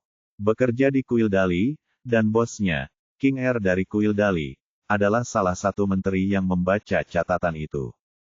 Kemarin ketika dia sedang minum di rumahku dia menyebutkannya kepada ayahku, mengatakan bahwa setelah penilaian selesai, 20 kertas ujian teratas diserahkan ke tinjauan kekaisaran, segel dibuka dan ditemukan bahwa Zhu Huiyuan kami hanya mendapat nilai 7. Oh ada dalam tanda ini, dan peringkatnya sebelum diserahkan ke tinjauan kekaisaran hanya ke-10. 1. Pria yang menggelengkan kepalanya dan tersenyum berkata dengan ekspresi gosip di wajahnya. Dia melihat ekspresi terkejut orang di seberangnya, dengan kepuasan, dan dia puas dengan kecanduannya pada gosip. Ke-11, apalagi kelas 1, peringkat ini bahkan tidak mendekati kelas 2. Ini semua ditangani oleh Yan Shoufu. Saya mendengar bahwa setelah pembacaan pertama, kertas ujian ini hanya memiliki 6 O, dan semuanya termasuk di antara 3 teratas. Yan Shoufu menghargai bakatnya dan meminta penguji untuk membaca ulang itu. Setelah membacanya lagi, ada tambahan, O. Beberapa Jinsi baru yang mengetahui lebih banyak informasi orang dalam menambahkan informasi orang dalam yang mereka ketahui. Menyenangkan sekali. Hui Yuan hanya mendapat 7 O, dan dia bahkan tidak masuk 2 besar. Lupakan menjadi pilihan teratas. Suasana hati setiap orang sedang tinggi untuk beberapa saat, terutama mereka yang merasa telah melakukannya dengan baik, dan merasa memiliki kesempatan lagi. Itu aku. Zhu Ping'an mendengarkan diskusi semua orang dengan ekspresi acuh tak acuh. Dia hanya tersenyum sedikit ketika semua orang memandang dengan simpati, dan dia tidak menunjukkan rasa frustrasi sama sekali. Di mata semua orang, Zhu Ping'an merasa bahwa tidak ada kesedihan yang lebih besar daripada kematian hatinya, dia sangat sedih, dan dia terpaksa bergegas. Setelah mendengar berita itu, Zhang Xiwei dan Wang Shizhen tidak dapat membantu, menghibur Zhu Ping'an. Zhu Ping'an diminta santai dan tidak terlalu banyak berpikir. Hasilnya belum keluar. Segalanya mungkin, meski keduanya merasa tidak mungkin. Jangan khawatir, sampai hari ini keinginanku telah tercapai. Sedangkan untuk cendekiawan nomor 1, aku beruntung mendapatkannya, sudah takdirku jika kehilangannya. Zhu Ping'an tersenyum tenang dan kalem. Bagus sekali, saya beruntung jika mendapatkannya, jika saya kehilangannya, saya beruntung. Dia sangat berpikiran terbuka, yang sangat mengagumkan, sikap optimisan terhadap kehidupan. Hilangnya nyawa saya benar-benar menghancurkan mereka berdua. Pandangan Zhang Xiwei dan Wang Shizhen tidak berarti semua orang melihatnya seperti ini, berpura-pura saja, berpura-pura, teruslah berpura-pura, lihat berapa lama Anda bisa memukul, dan ketika hasilnya keluar, Anda akan menangis. Coba saya lihat, Kali ini pilihan nomor 1 di NK tidak lain adalah Saudara Ouyang. Saya mendengar bahwa Saudara Ouyang memenangkan banyak penghargaan, dan kedelapan menteri pembaca ujian adalah, Fu Gaoping. Seseorang masuk kerumunan itu sangat percaya diri. Dia menyimpulkan bahwa sarjana nomor 1 pastilah milik Ouyang Zishi. Kesimpulan ini diakui oleh sebagian besar orang yang hadir, hampir semua orang yang hadir, dan kemudian orang-orang yang berdiri di samping Ouyang Zishi mulai memuji Ouyang Zishi, seolah-olah NK, sarjana nomor 1, telah mengambil alih istrinya. Ketika Ouyang Zishi dipuji oleh semua orang, dia berkata bahwa dia tidak berani menganggapnya serius, dan hasilnya belum keluar, jadi semua orang tidak boleh bercanda. Namun, wajahnya penuh kegembiraan, kebanggaan, dan harapan, dan dia terlihat sangat percaya diri. Kudengar kali ini 20 teratas akhirnya diminta untuk memilih hadiah oleh Roh Kudus. Bolehkah aku bertanya apa yang kalian pilih? Seorang jinsi yang termasuk dalam 20 teratas dan dipanggil oleh Jia Jing bertanya kepada orang banyak. Tak lama kemudian ada yang menjawab, mengatakan itu ikan mas, dan beberapa orang mengatakan itu ikan mas.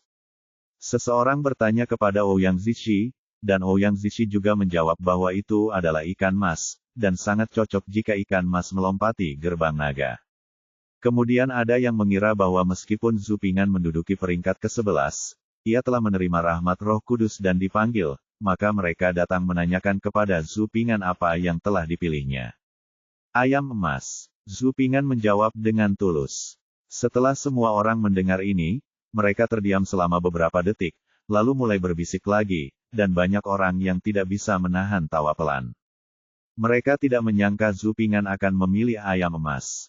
Ikan mas yang melompati gerbang naga berarti nilai bagus dalam ujian kekaisaran, tapi dia memilih ayam emas. Hanya di bawah perhatian khusus Yan Shoufu aku mendapat nilai 11 di kertas ujian. Sekarang aku adalah ayam emas, hehe, jangan pernah berpikir untuk menjadi nomor 1, itu tidak mungkin. Di mata mereka, sarjana nomor 1 adalah 9 dari 10, Ouyang Zishi. Bagaimanapun, di mata mereka, Zhu Ping'an tidak mungkin. Ketika Ouyang Zishi mendengar ini, dia tidak bisa menahan cibiran di sudut mulutnya, membisikkan sesuatu, dan memainkan piano secara acak. Kemudian, kepercayaan di matanya menjadi semakin kuat. Bab 357, Pengumuman Daftar 2. Yang satu penuh dengan 8 huruf, dan Roh Kudus memilih ikan mas yang melambangkan tempat pertama dalam ujian kekaisaran sebagai hadiah. Yang lain hanya memiliki 7, setelah perawatan berulang kali, dan ada juga, skor, dan ketika Roh Kudus menghadiahinya, saya memilih ayam emas, yang tidak ada hubungannya dengan ujian kekaisaran. Selain itu, Ouyang Zishi datang dengan kursi sedan Tuan Yange. Oleh karena itu, dalam benak semua orang, hampir dipastikan bahwa Ouyang Zishi adalah pilihan teratas dalam ujian istana NK gratis. Di tengah pujian penonton, seseorang mulai menabuh genderang di menara gerbang meridian kota terlarang. 3 tiupan genderang dong-dong memecah kesunyian langit dan bumi. Begitu genderang dibunyikan, rombongan pejabat sipil dan militer di depan segera berbaris sesuai pangkat dan jabatannya, dan dengan sabar menunggu pintu istana dibuka. Untuk mengingatkan para pejabat Kementerian Ritus, Zhu Ping'an dan 400 jinsi barunya juga berbaris dalam urutan pemeriksaan istana. Zhu Ping'an dan Ouyang Zishi masing-masing berdiri di depan 2 baris.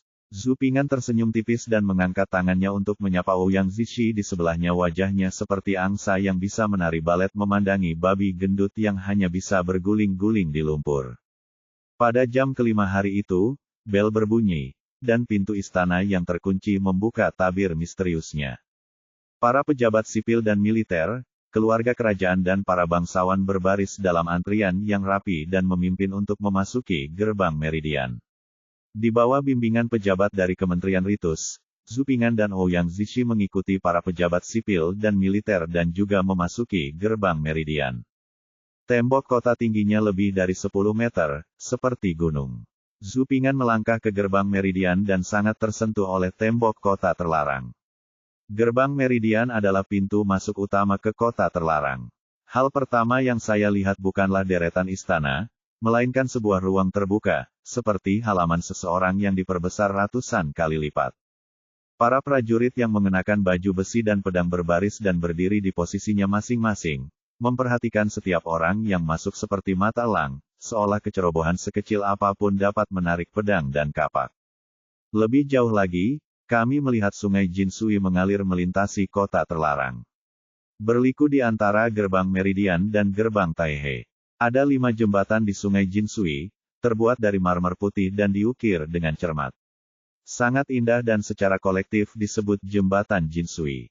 Sesampainya di depan Jembatan Jinsui, para pejabat sipil dan militer kembali merapikan seragam istana dan menyesuaikan barisan.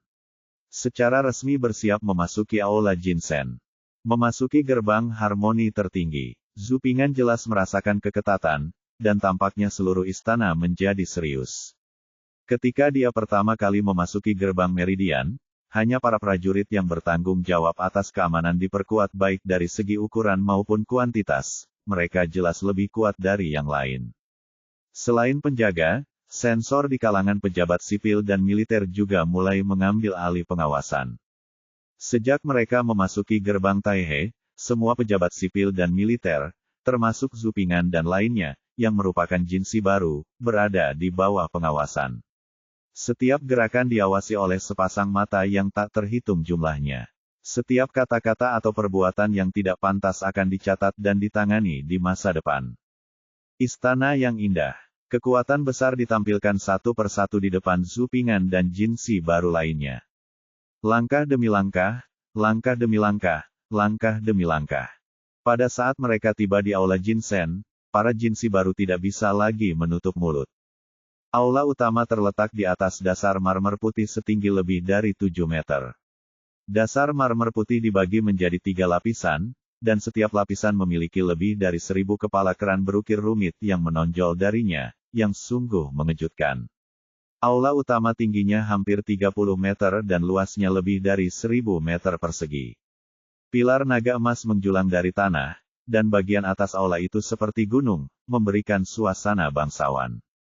Karena aula utama terletak di atas fondasi marmer putih setinggi lebih dari 7 meter, maka didirikanlah tangga batu yang mengarah ke aula utama.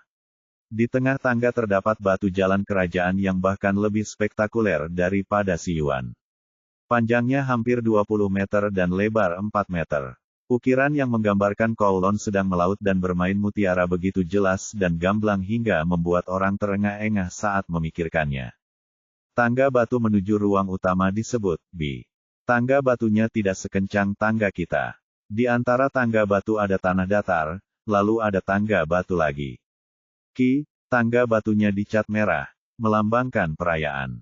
Semua pejabat sipil dan militer berdiri di atas, merah, diberi peringkat dari atas ke bawah menurut pangkat mereka. Zhu Ping'an dan 400 jinsi baru lainnya tidak memenuhi syarat untuk berdiri di atas, merah. Pejabat sipil dan militer berdiri di bawah, merah.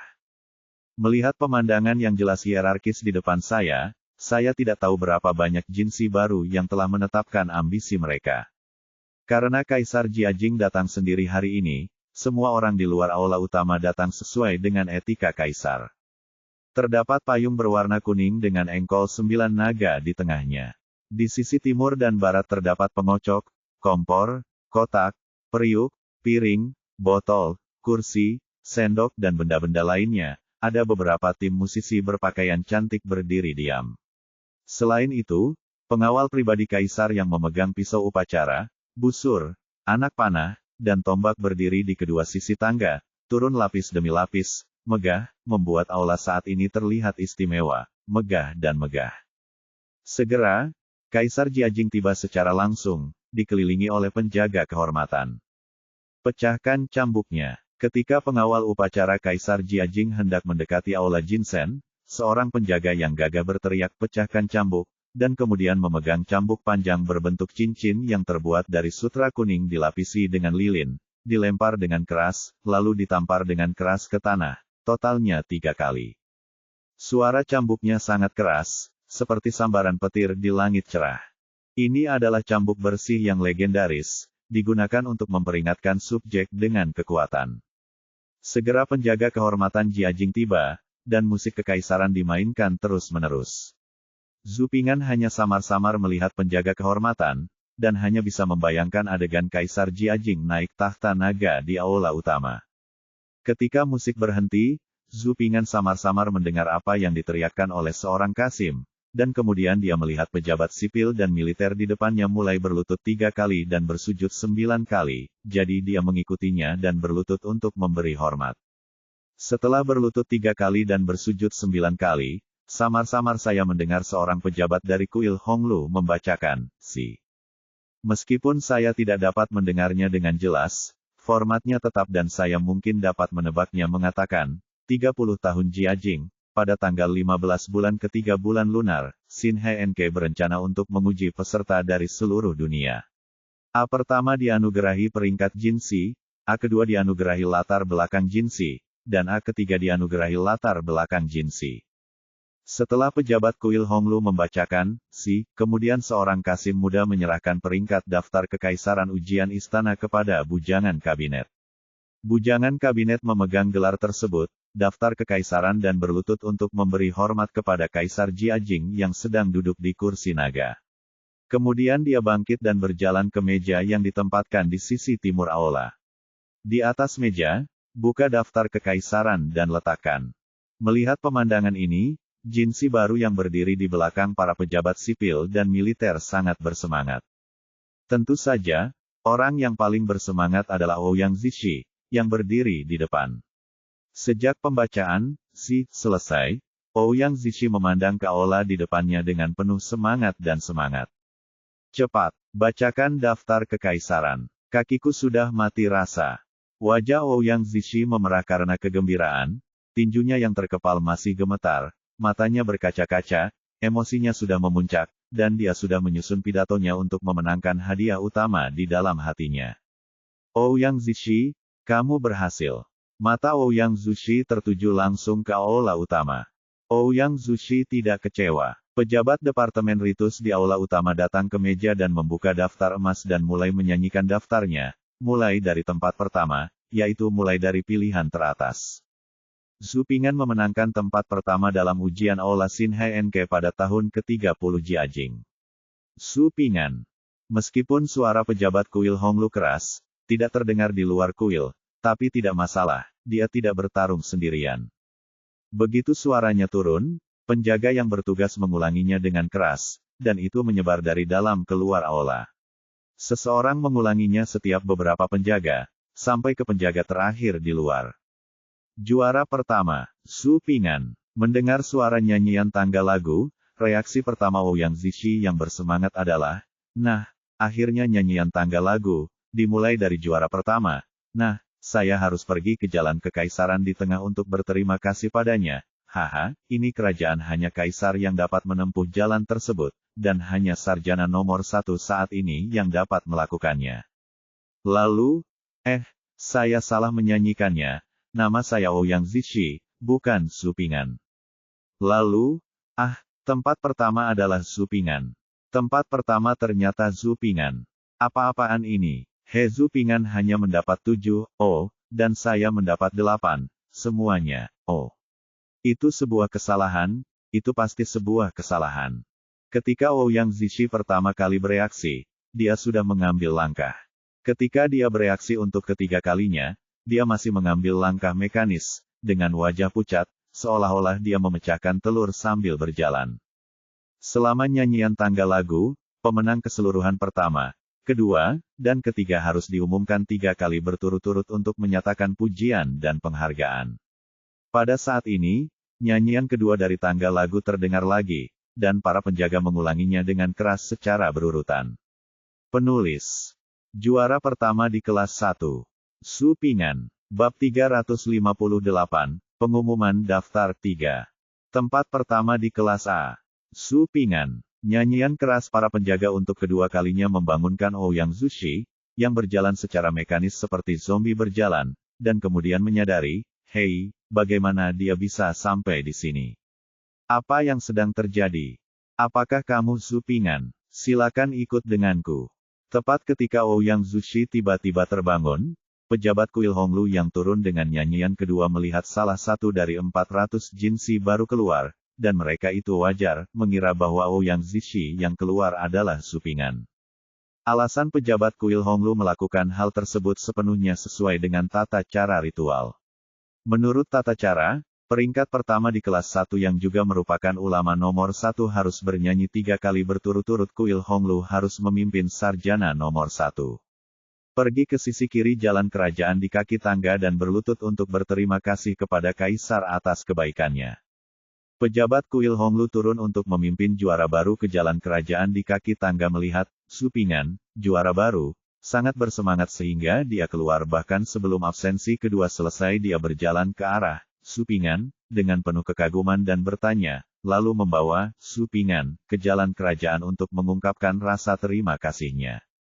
Petugas dari kuil Honglu baru saja selesai mengajukan pertanyaan ketika dia terkejut menemukan bahwa seluruh tubuh sang juara baru tampak sesak. Wajah pucat dari wajah sang juara baru berubah menjadi merah seolah-olah tiba-tiba menjadi sesak. Hanya itu, namun wajahnya juga memerah. Beberapa pejabat kuil Honglu bergumam, apa yang terjadi dengan juara baru? Dipenuhi dengan sukacita. Tidak, aku tidak, aku Ouyang Zishi. Wajah Ouyang Zishi sangat merah hingga hampir berdarah, dan dia ingin mencari celah di tanah untuk merangkak masuk. Tapi untungnya jaraknya hanya 2 langkah. Dan karena berada di bawah tangga di luar aula utama, para bos besar di aula utama tidak dapat melihatnya. Pejabat kuil Honglu yang bertanggung jawab untuk membimbing di luar aula utama mengetahui hubungan antara Ouyang Zishi dan Yan Songyange. Ouyang Zishi tidak menyingkir, jadi dia berpura-pura tidak melihatnya ketika dia melihatnya. Sensor yang bertugas mengawasi pun punya mentalitas yang sama dan pura-pura tidak melihatnya. Adapun jinsi baru yang menunggu, mereka tidak jauh lebih baik dari Ouyang Zishi. Meski tidak sekasar Ouyang Zishi, namun keterkejutan di hati mereka lebih buruk dari itu. Dia hanya mendapat 7, dia memilih ayam emas. Semua orang terkejut, tapi itu juga menyelamatkan banyak rasa malu dari Ouyang Zishi.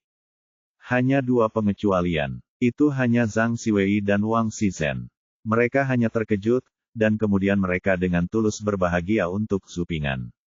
Su Ping'an tidak terlalu terkejut, dia terlihat tenang dan tenang. Tapi di mata semua orang, terutama di mata Ouyang Zishi, Su Ping'an jelas-jelas berpura-pura menjadi seperti ini. Itu menarik. Dia jelas sangat bersemangat dan terkejut, namun dia berpura-pura acuh tak acuh dan berbahaya. Saya akan belajar dari Su Ping'an. Segera setelah Ouyang Zishi selesai berbicara, Su Ping'an menundukkan tangannya kepada pejabat kuil Honglu untuk menyapa, dan juga menyelesaikan pengepungan Ouyang Zishi tepat waktu. Menarik perhatian semua orang kepada Anda. Ahem, ya, silakan ikut dengan saya. Pejabat kuil Honglu juga sedikit malu. Dia terbatuk dan membawa Su Ping'an ke jalan kerajaan. Di bawah tatapan iri semua orang, Su Ping'an mengikuti pejabat kuil Honglu dan berjalan keluar dari antrian menuju jalan kerajaan. Jalan kerajaan, seperti namanya, merupakan jalan yang dirancang khusus untuk dilalui kaisar. Pengecualian ini hanya dibuat untuk pilihan nomor 1, nomor 2, dan teratas selama ujian kekaisaran, dan tidak terkecuali di waktu lainnya. Merupakan kehormatan tertinggi untuk berjalan di jalan kerajaan. Ouyang Zishi melihat punggung Su Ping'an saat dia melangkah ke jalan kerajaan, dan berbagai emosi iri, cemburu, dan kebencian menghampirinya. Pejabat dari kuil Honglu membawa Su Ping'an ke sisi kiri jalan kerajaan. Setelah berjalan beberapa saat, mereka berhenti untuk memberi isyarat kepada Su Ping'an untuk bersujud dan berterima kasih padanya. Tuanku, Su Ping'an, terima kasih atas kebaikan Anda. Su Ping'an berdiri di sisi kiri jalan kerajaan, berlutut untuk mengungkapkan rasa terima kasihnya. Dengan Su Ping'an berlutut seperti ini, seorang murid kaisar yang baru lahir. Setelah peraih peringkat pertama bernyanyi 3 kali, peraih peringkat pertama dan kedua mulai bernyanyi, yang diulangi sebanyak 3 kali. Juara kedua di kelas 1. Han Yupeng. Pejabat lain dari kuil Honglu berjalan menuruni tangga dan memimpin Han Yupeng keluar dari antrian menuju jalan kerajaan untuk berterima kasih padanya. Kemudian datanglah juara ketiga pada kelas pertama, yang diulang sebanyak 3 kali. Pejabat dari kuil Honglu juga memimpin mereka keluar dari antrian, mendatangi belakang Su Ping'an dan Han Yupeng, dan berlutut untuk berterima kasih kepada mereka. Setelah mendengarkan peringkat ketiga di kelas 1, Ouyang Zishi pingsan, wajahnya merah dan panas. Saya bukan yang teratas, yang kedua bukan saya, dan yang teratas bukan saya. Apa-apaan ini? Memikirkan pujian semua orang sebelum hasilnya dirilis, dan melihatnya sekarang, Ouyang Zishi berharap dia bisa menemukan celah di tanah dan merangkak ke dalamnya. Faktanya, tidak hanya Ouyang Zishi, tetapi juga Tuan Yan Songyange di aula utama sangat terkejut hingga dia bahkan tidak bisa mengambil nafas. Nyanyian berlanjut, tapi kali ini nyanyian itu hanya dinyanyikan satu kali, dan ada tidak perlu petugas dari kuil Honglu yang memimpin antrian keluar. Ini adalah keuntungan yang hanya dapat dinikmati oleh top pick, second pick, dan third overall pick, dan belum memenuhi syarat. Ketika dia berada di posisi kedua dalam dua besar, Ouyang Zishi akhirnya mendengar namanya. Namun, absensi yang terlambat ini tidak hanya membuat Ouyang Zishi merasa bersemangat lagi, tetapi juga membuatnya merasa lebih malu. Dia memfokuskan matanya pada pemuda di depan jalan kerajaan, dan hatinya berdebar-debar, dia seharusnya berdiri di sana. Milikku. Setelah nyanyian daftar selesai, pejabat Chuanlu sekali lagi memimpin tiga besar, pemenang kedua, dan pilihan teratas dalam ujian istana NK maju lagi hingga mereka mencapai tangga menuju tangga dari jalan kerajaan di luar jalan kerajaan, aula utama, lalu berhenti untuk menunggu daftar emas ujian istana. Posisi yang diberikan kepada Passer Zupingan sangat istimewa, yaitu di depan dan di tengah, sedikit di depan pik keseluruhan kedua dan ketiga. Sambil menunggu ujian istana, Zupingan memperhatikan bahwa batu kekaisaran pertama di bawah kakinya berbeda. Batu ini diukir dengan kura-kura raksasa, dengan seekor naga di punggungnya. Kakinya kebetulan mendarat di atas kura-kura raksasa itu. Kepala kura-kura, mungkin kura-kura raksasa dan kepala naga pada awalnya adalah satu. Konon kura-kura raksasa itu berkepala naga, berbadan kura-kura, dan berekor unicorn. Bagaimanapun Anda mengatakannya, patung ini terlihat seperti aslinya, membuat orang merasa seperti sedang menginjak kepala penyu raksasa dan menunggangi angin serta ombak di laut. Benar saja, dia yang teratas. Sungguh mengesankan. Angin sepoi-sepoi tidak sejuk, matahari tidak kering, angin sepoi-sepoi meniupkan sinar matahari, dan menyinari Zupingan. Saat ini, Zupingan tidak bisa menahan kegembiraannya menuruni Gunung Nanshan, belajar diam-diam di luar sekolah, dan berlatih di papan kayu. Kata-kata, bangun di pagi hari dan tidur di malam hari, pemandangan demi pemandangan terus muncul di depan mataku, dari desa pegunungan hingga ke desa pegunungan. Istana Jinluan, semuanya begitu luar biasa, tidak terduga dan masuk akal. Di depan istana, Ping Ce ditawari gelar, yang terbaik. Daming, aku datang. Bab 359, Dewa Bertarung, Manusia Menderita. Dengan Zupingan mengambil posisi teratas, upacara menyanyikan daftar tersebut selesai. Setelah pejabat menerima daftar emas, para musisi di luar istana mulai memainkan lagu, Bab Jiajing, dan para pejabat sipil dan militer serta yang baru Jinsi tampil lagi. Berlutut 3 kali dan bersujud 9 kali, dengan semua orang berlutut untuk memberi hormat, Kaisar Jiajing kembali ke Siyuannya dengan kereta kekaisaran, mungkin akan mulai memurnikan ramuan lagi. Jiajing kembali ke Siyuan untuk memurnikan ramuan. Pejabat dari kuil Honglu menyerahkan daftar emas tersebut kepada Su Jie, Menteri Ritus, yang membukanya untuk verifikasi dan menyerahkannya kepada Limo, Menteri Personalia. Para menteri terdekat juga berkumpul untuk menyaksikan daftar emas ujian istana. Para menteri ini sangat tertarik dengan daftar emas ujian istana tahun ini. Mereka sudah tahu jauh sebelum ujian istana bahwa Ouyang Zishi, keponakan Yan Song, akan berpartisipasi dalam ujian istana, dan Yan Song kembali memimpin pembacaan makalah untuk ujian istana. Dia mendengar bahwa selama ujian, keponakan Tuan Yan Ge menduduki peringkat pertama. Keponakan Pak Yan Ge di luar dugaan. Saat hasilnya dirilis dalam sekejap, keponakan Pak Yan Ge malah tidak mendapatkan hadiah utama, apalagi topik. Jika Tuan Yan Ge tidak mementingkan diri sendiri, mereka tidak akan mempercayainya. Jika Tuan Yan Ge tidak mementingkan diri sendiri, mengapa keponakannya menduduki peringkat pertama setelah ditinjau oleh menteri yang membaca surat kabar? Tanda seru. Apalagi mereka bahkan mendengar bahwa Zupingan, sarjana nomor 1 kali ini, alias Hu Yuan, hanya menduduki peringkat ke-11 setelah ditinjau oleh menteri. Semula kami bahkan tidak berkesempatan untuk direview oleh Yang Maha Kudus, namun siapa sangka rahmat Tuhan datang begitu besar sehingga Yang Maha Kudus justru harus mereview 20 makalah pertama. Beberapa pejabat yang marah pada Yan Song tetapi tidak berani angkat bicara senang mendengar tentang medali emas kali ini. Tuan Yan Ge benar-benar terlalu pintar dalam perhitungannya, yang pada akhirnya tidak hanya mengorbankan nyawanya sarjana nomor 1, tapi keponakannya tapi dia hanya berada di posisi kedua. Oh, Tuan Yan, mohon gunakan kesempatan ini untuk melihat daftar emas itu. Sebentar lagi kami akan menggantungnya di luar gerbang Chang'an Timur. Pejabat berjanggut abu-abu itu memegang daftar emas itu. Dengan senyuman di wajahnya, dia melambaikan medali emas di tangannya kepada Tuan Yan Ge dengan sangat tulus dan bertanya. Limo menyadari sepenuhnya intrik pemeriksaan istana ini. Hampir provokatif untuk menyebutkan pot mana yang tidak dibuka. Zhu Ping'an sedikit penasaran dengan pejabat berjanggut abu-abu ini. Siapa dia? Masih ada pejabat yang berani menghadapi Yan Song di depan umum akhir-akhir ini. Ahem, Tuan Li sangat perhatian dan perhatian kepada orang yang lebih tua. Saya sudah berusia 70-an. Di usia tua ini, pendengaran saya juga agak buruk. Baru saja, ada beberapa orang yang tidak mendengar dengan jelas selama audisi.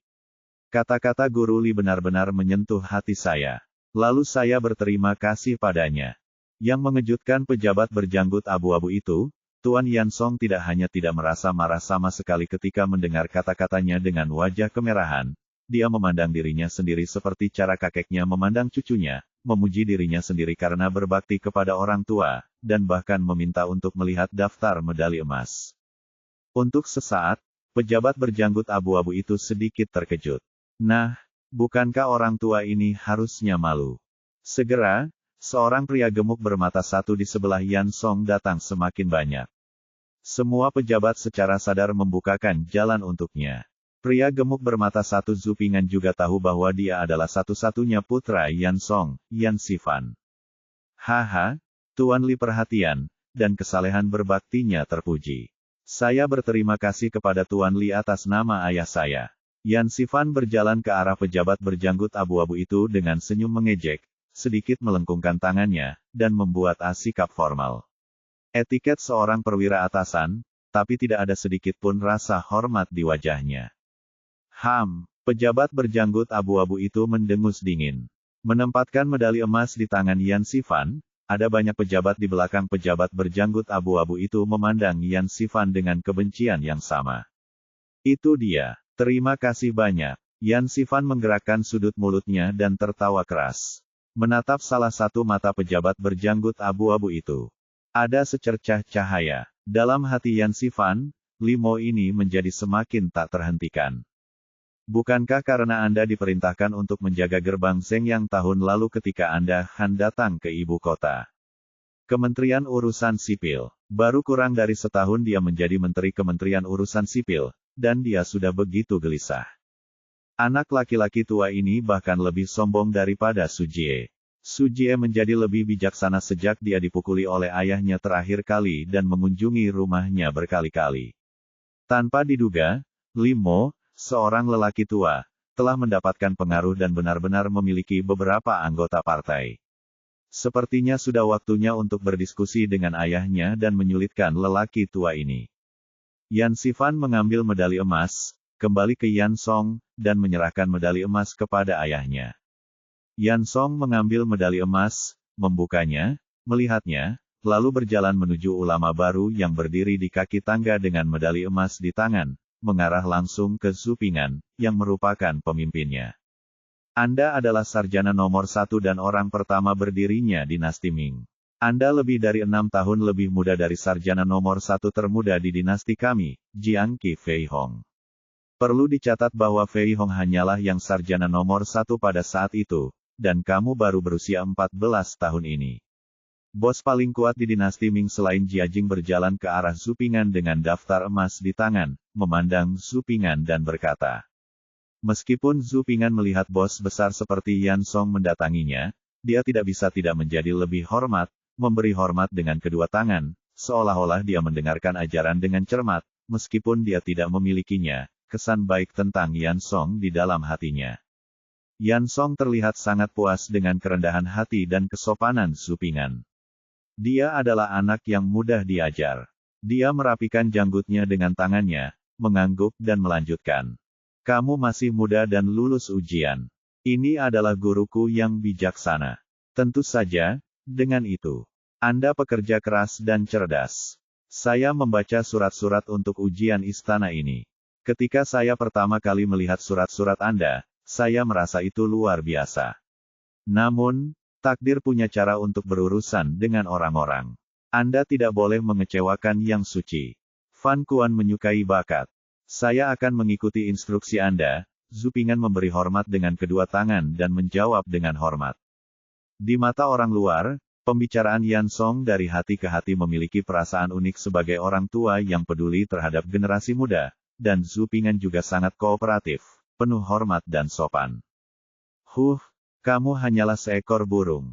Kamu masih muda dan tidak belajar dengan baik. Limo yang berjanggut abu-abu mendengus dingin saat melihat ini, menunjuk ke arah Sang dan Huai-Huai, memalingkan muka dan mengucapkan kalimat santai, lalu memimpin beberapa pejabat berkeliling tempat itu. Aku sedang tidak enak badan.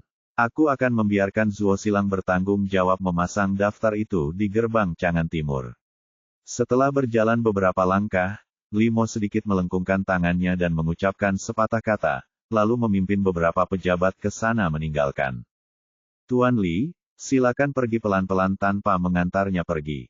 Jaga kesehatan Anda baik-baik. Para pejabat harus menjaga Tuan Li, kata Yan Sifan sambil tersenyum di belakang Limo dan orang lain yang pergi. Begitu dia selesai berbicara, terlihat jelas bahwa Limo mengambil langkah marah ketika mendengar kata-kata itu.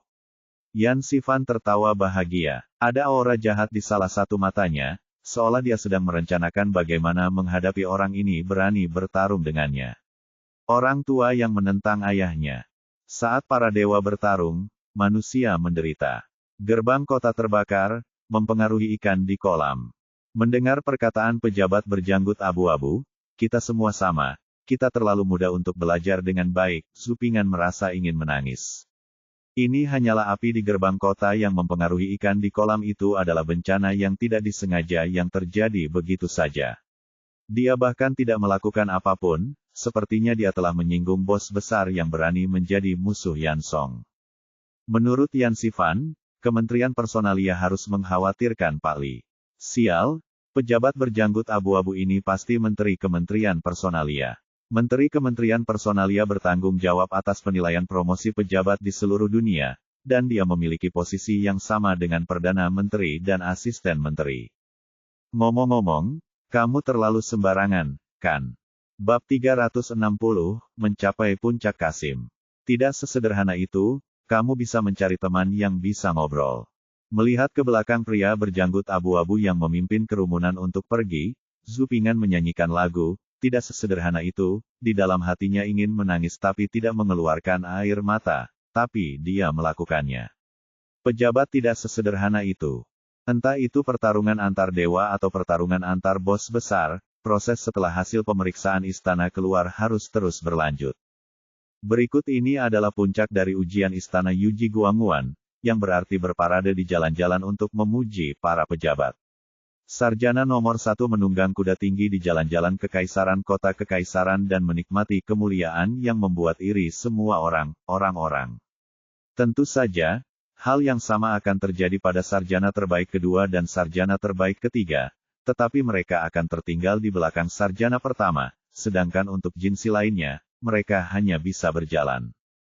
Padahal, tujuan memuji pejabat di Royal Street adalah untuk memuji para ulama seperti ulama nomor 1, untuk menginspirasi ambisi semua orang di dunia, terutama para pelajar, dan untuk mendorong mereka belajar dari ulama nomor 1, gunakan mereka sebagai teladan, bekerja keras, belajar keras, dan berpartisipasi dalam ujian kekaisaran.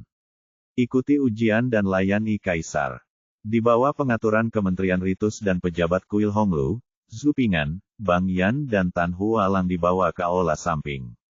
Karena membual tentang pejabat di jalan kerajaan adalah masalah yang sangat penting bagi penampilan, maka hanya perlu mengganti orang pertama, pertama dan ketiga dengan pakaian yang meriah dan mempesona.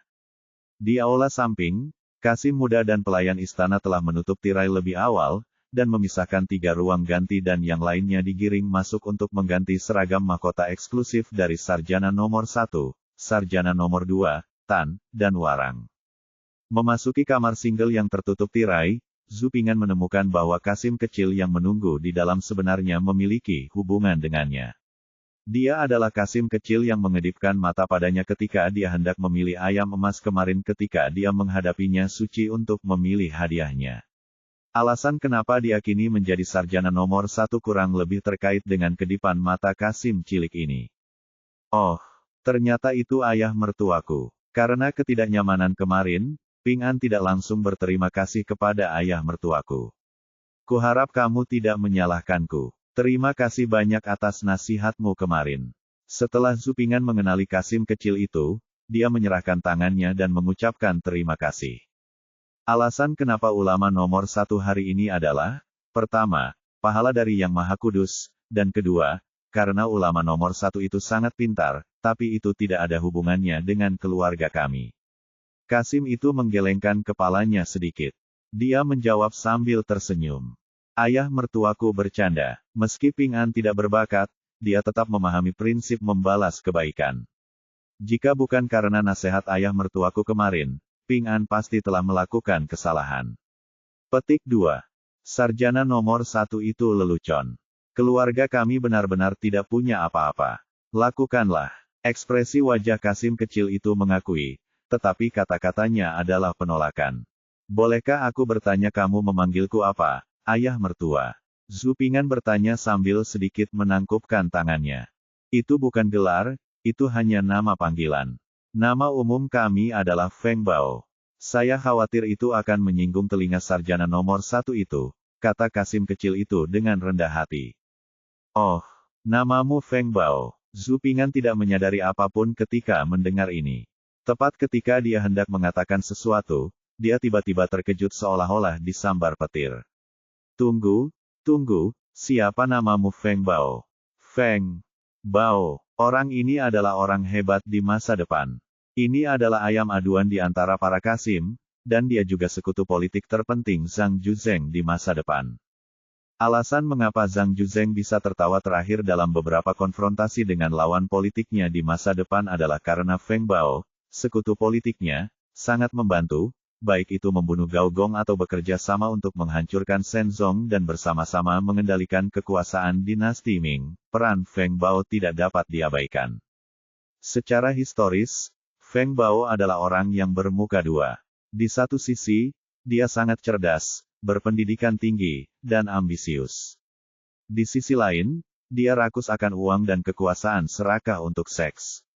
Orang ini adalah politisi Kasim yang terkenal. Di masa depan, dia tidak hanya akan menjadi pengawas upacara, gubernur pabrik timur dan pengawas kuda kerajaan, tetapi juga menteri ketertiban mengatakan bahwa orang ini telah menjadikan profesi Kasim yang terbaik. Dia benar-benar tidak menyangka kalau Kasim kecil di depannya ternyata adalah Feng Bao, dan Zhu Ping'an tersambar petir. Setelah Kasim muda Feng Bao Cai selesai menyebut namanya, dia melihat sang juara menatapnya dengan kaget seolah-olah dia disambar petir. Sarjana nomor 1, Feng Bao, Kasim muda, terkejut. Zhu Ping'an baru sadar setelah dipanggil oleh Kasim muda, lalu menatap Kasim muda Feng Bao dengan saksama, dan berkata dengan formal, terima kasih kepada Kasim Feng atas apa yang terjadi kemarin. Kasim Feng memiliki nama yang bagus. Percaya atau tidak, saya baru pertama kali mendengar tentang perdamaian. Ayah mertuaku terkenal, tapi aku yakin Kasim Feng pasti akan meninggalkan jejak dalam sejarah di masa depan. Ulama nomor 1 itu hanya lelucon. Keluarga kami hanyalah pelayan di istana, dan kami tidak mampu menerima ucapan terima kasih dari ulama nomor 1. Lagi pula, keluarga kita hanyalah keluarga Kasim, lalu apa gunanya nama baik atau buruk? Beraninya kita berharap meninggalkan jejak dalam sejarah. Sarjana nomor 1 tidak boleh mengolok-olok keluarga kita. Feng Bao menggelengkan kepalanya, sepertinya memikirkan kejadian menyedihkan dari serangan pisau itu, dan menghela nafas dengan sedikit kekecewaan. 360 tahun, dia adalah sarjana nomor 1, jadi mengapa ayah mertuaku harus meremehkan dirinya sendiri? Zhu Ping'an berbicara untuk menghiburnya. Tetapi keluarga kami hanyalah seorang Kasim, jadi bagaimana masa depan? Kasim muda Feng Bao menertawakan dirinya sendiri. Feng Bao saat ini tidak memiliki sifat dominan yang licik dan kuat yang tertulis di buku sejarah masa depan. Sebaliknya, dia memiliki rasa rendah diri dan rasa tidak percaya diri tingkat ketiga. Ini adalah hal yang langka. Jika manfaat masa depan dari berinvestasi saat ini akan sangat besar, kekayaan masa depan Zhang Juzheng juga akan bergantung pada orang ini. Mengapa tidak mendapat bagiannya? Tiba-tiba, Zhu Ping'an teringat sebuah lelucon populer di zaman modern, yaitu adil tepat untuk saat ini. Ini benar-benar waktu yang tepat. Oleh karena itu, Zhu Ping'an tiba-tiba meninggikan suaranya dan menyela kata-kata Feng Bao dengan jujur, "Ayah mertuaku, maafkan aku karena tidak setuju dengan Ping'an." Petik 2. Oh, mengapa sang juara mengatakan ini? Feng Bao sedikit bingung dengan kegembiraan Zhu Ping'an yang tiba-tiba. Mengapa kamu mengatakan itu? Saya berani bertanya kepada ayah mertua saya yang menulis buku sejarah umum terhebat di dunia, mempelajari hubungan antara surga dan manusia, memahami perubahan zaman kuno dan modern, dan menjadi sebuah keluarga. Saya berani bertanya kepada ayah mertua saya, kita tahu bahwa kemajuan teknologi pembuatan kertas telah memungkinkan peradaban dunia diwariskan selama berabad-abad, mengurangi harga kertas, dan memungkinkan anak-anak dari keluarga miskin mempelajari kata-kata orang suci. Para sarjana di seluruh dunia bermandikan kemuliaan rahmat orang ini. Siapa yang melakukannya? Petik 2. Saya berani bertanya kepada ayah mertua saya, tahukah Anda bahwa setelah Wu Zetian turun tahta, Tang Zongzong berkuasa? Beberapa hari kemudian, Pangeran Li Chong memimpin pasukan kekaisaran untuk memaksa istana melancarkan kudeta. Para menteri tidak berdaya dan Zongzong menangis. Yang mengambil inisiatif meminta Ying untuk menebas barisan depan pemberontak dengan pedang, menyebabkan pemberontak runtuh. Kemudian, pada masa pemerintahan Kaisar Xuanzong dari dinasti Tang, kepala suku Vietnam Mui Xuancheng memberontak melawan Tang dinasti. Siapa yang mengambil rute lama penunggang kuda dinasti Han Timur untuk berbaris ke selatan, langsung menyerang pemimpin musuh dan menenangkan barat daya dalam satu gerakan. Saya berani bertanya kepada ayah mertua saya, tahukah Anda siapa yang pergi ke Samudera Barat sebanyak 7 kali dan menyebarkan kekuatan dinasti Ming ribuan mil jauhnya? Petik 2. Setelah Zhu Ping'an mengulangi kalimat, "Mengapa kamu mengatakan ini?" dengan nada meninggi, dia menjawab dengan serangkaian pertanyaan retoris. Seperti tornado yang mengamuk, ia menyapu Kasim kecil Feng Bao, dan otaknya meledak. Serangkaian pertanyaan retoris menjernihkannya. Sima Qian, Kai Hou, Yang Sixu, Zheng Gong. Kasim kecil itu tidak bisa menahan diri di bawah badai kata-kata Zhu Ping'an. Apa masalahnya? Zhu Ping'an memukul ketika setrika masih panas dan menanyakan serangkaian pertanyaan lagi. Kasim Feng hanya meremehkan dirinya sendiri, bukankah dia juga meremehkan mereka? Di bawah badai kata-kata Zhu Ping'an, mata Kasim muda Feng Bao tiba-tiba berbinar. Pada saat ini, benih yang disebut ambisi berakar dan tumbuh di dalam hatinya. Meskipun Sima Qian tidak ortodoks, dia juga dikebiri oleh Kaisar Wu dari dinasti Han dan merupakan seorang Kasim. Kai Lun dan Kai Hou adalah Kasim, dan mereka adalah Kasim. Yang Sixu adalah Kasim, dan mereka adalah Kasim, juga seorang Kasim. Mereka bisa melakukannya, dan mereka bisa meninggalkan nama mereka dalam sejarah. Kenapa saya tidak bisa? Benih ambisi di hati Kasim kecil Feng Bao dengan cepat berakar dan tumbuh dengan subur. Mengingatkan keluarga kita, Kasim muda Feng Bao memandang Zhu Ping'an, matanya berbinar, dan dia mengucapkan terima kasih dari lubuk hatinya yang paling dalam. Kasim Feng bercanda, dan saya tidak melakukan apapun. Wajah Zhu Ping'an meniru ekspresi Kasim muda Feng Bao di awal, dan dia menyangkal dengan sedikit senyuman. Kemudian, keduanya saling memandang dan memahami satu sama lain, lalu tertawa. Roda sejarah melaju tanpa jeda, menabrak batu, terbentur sedikit, dan melanjutkan ke depan. Bersambung.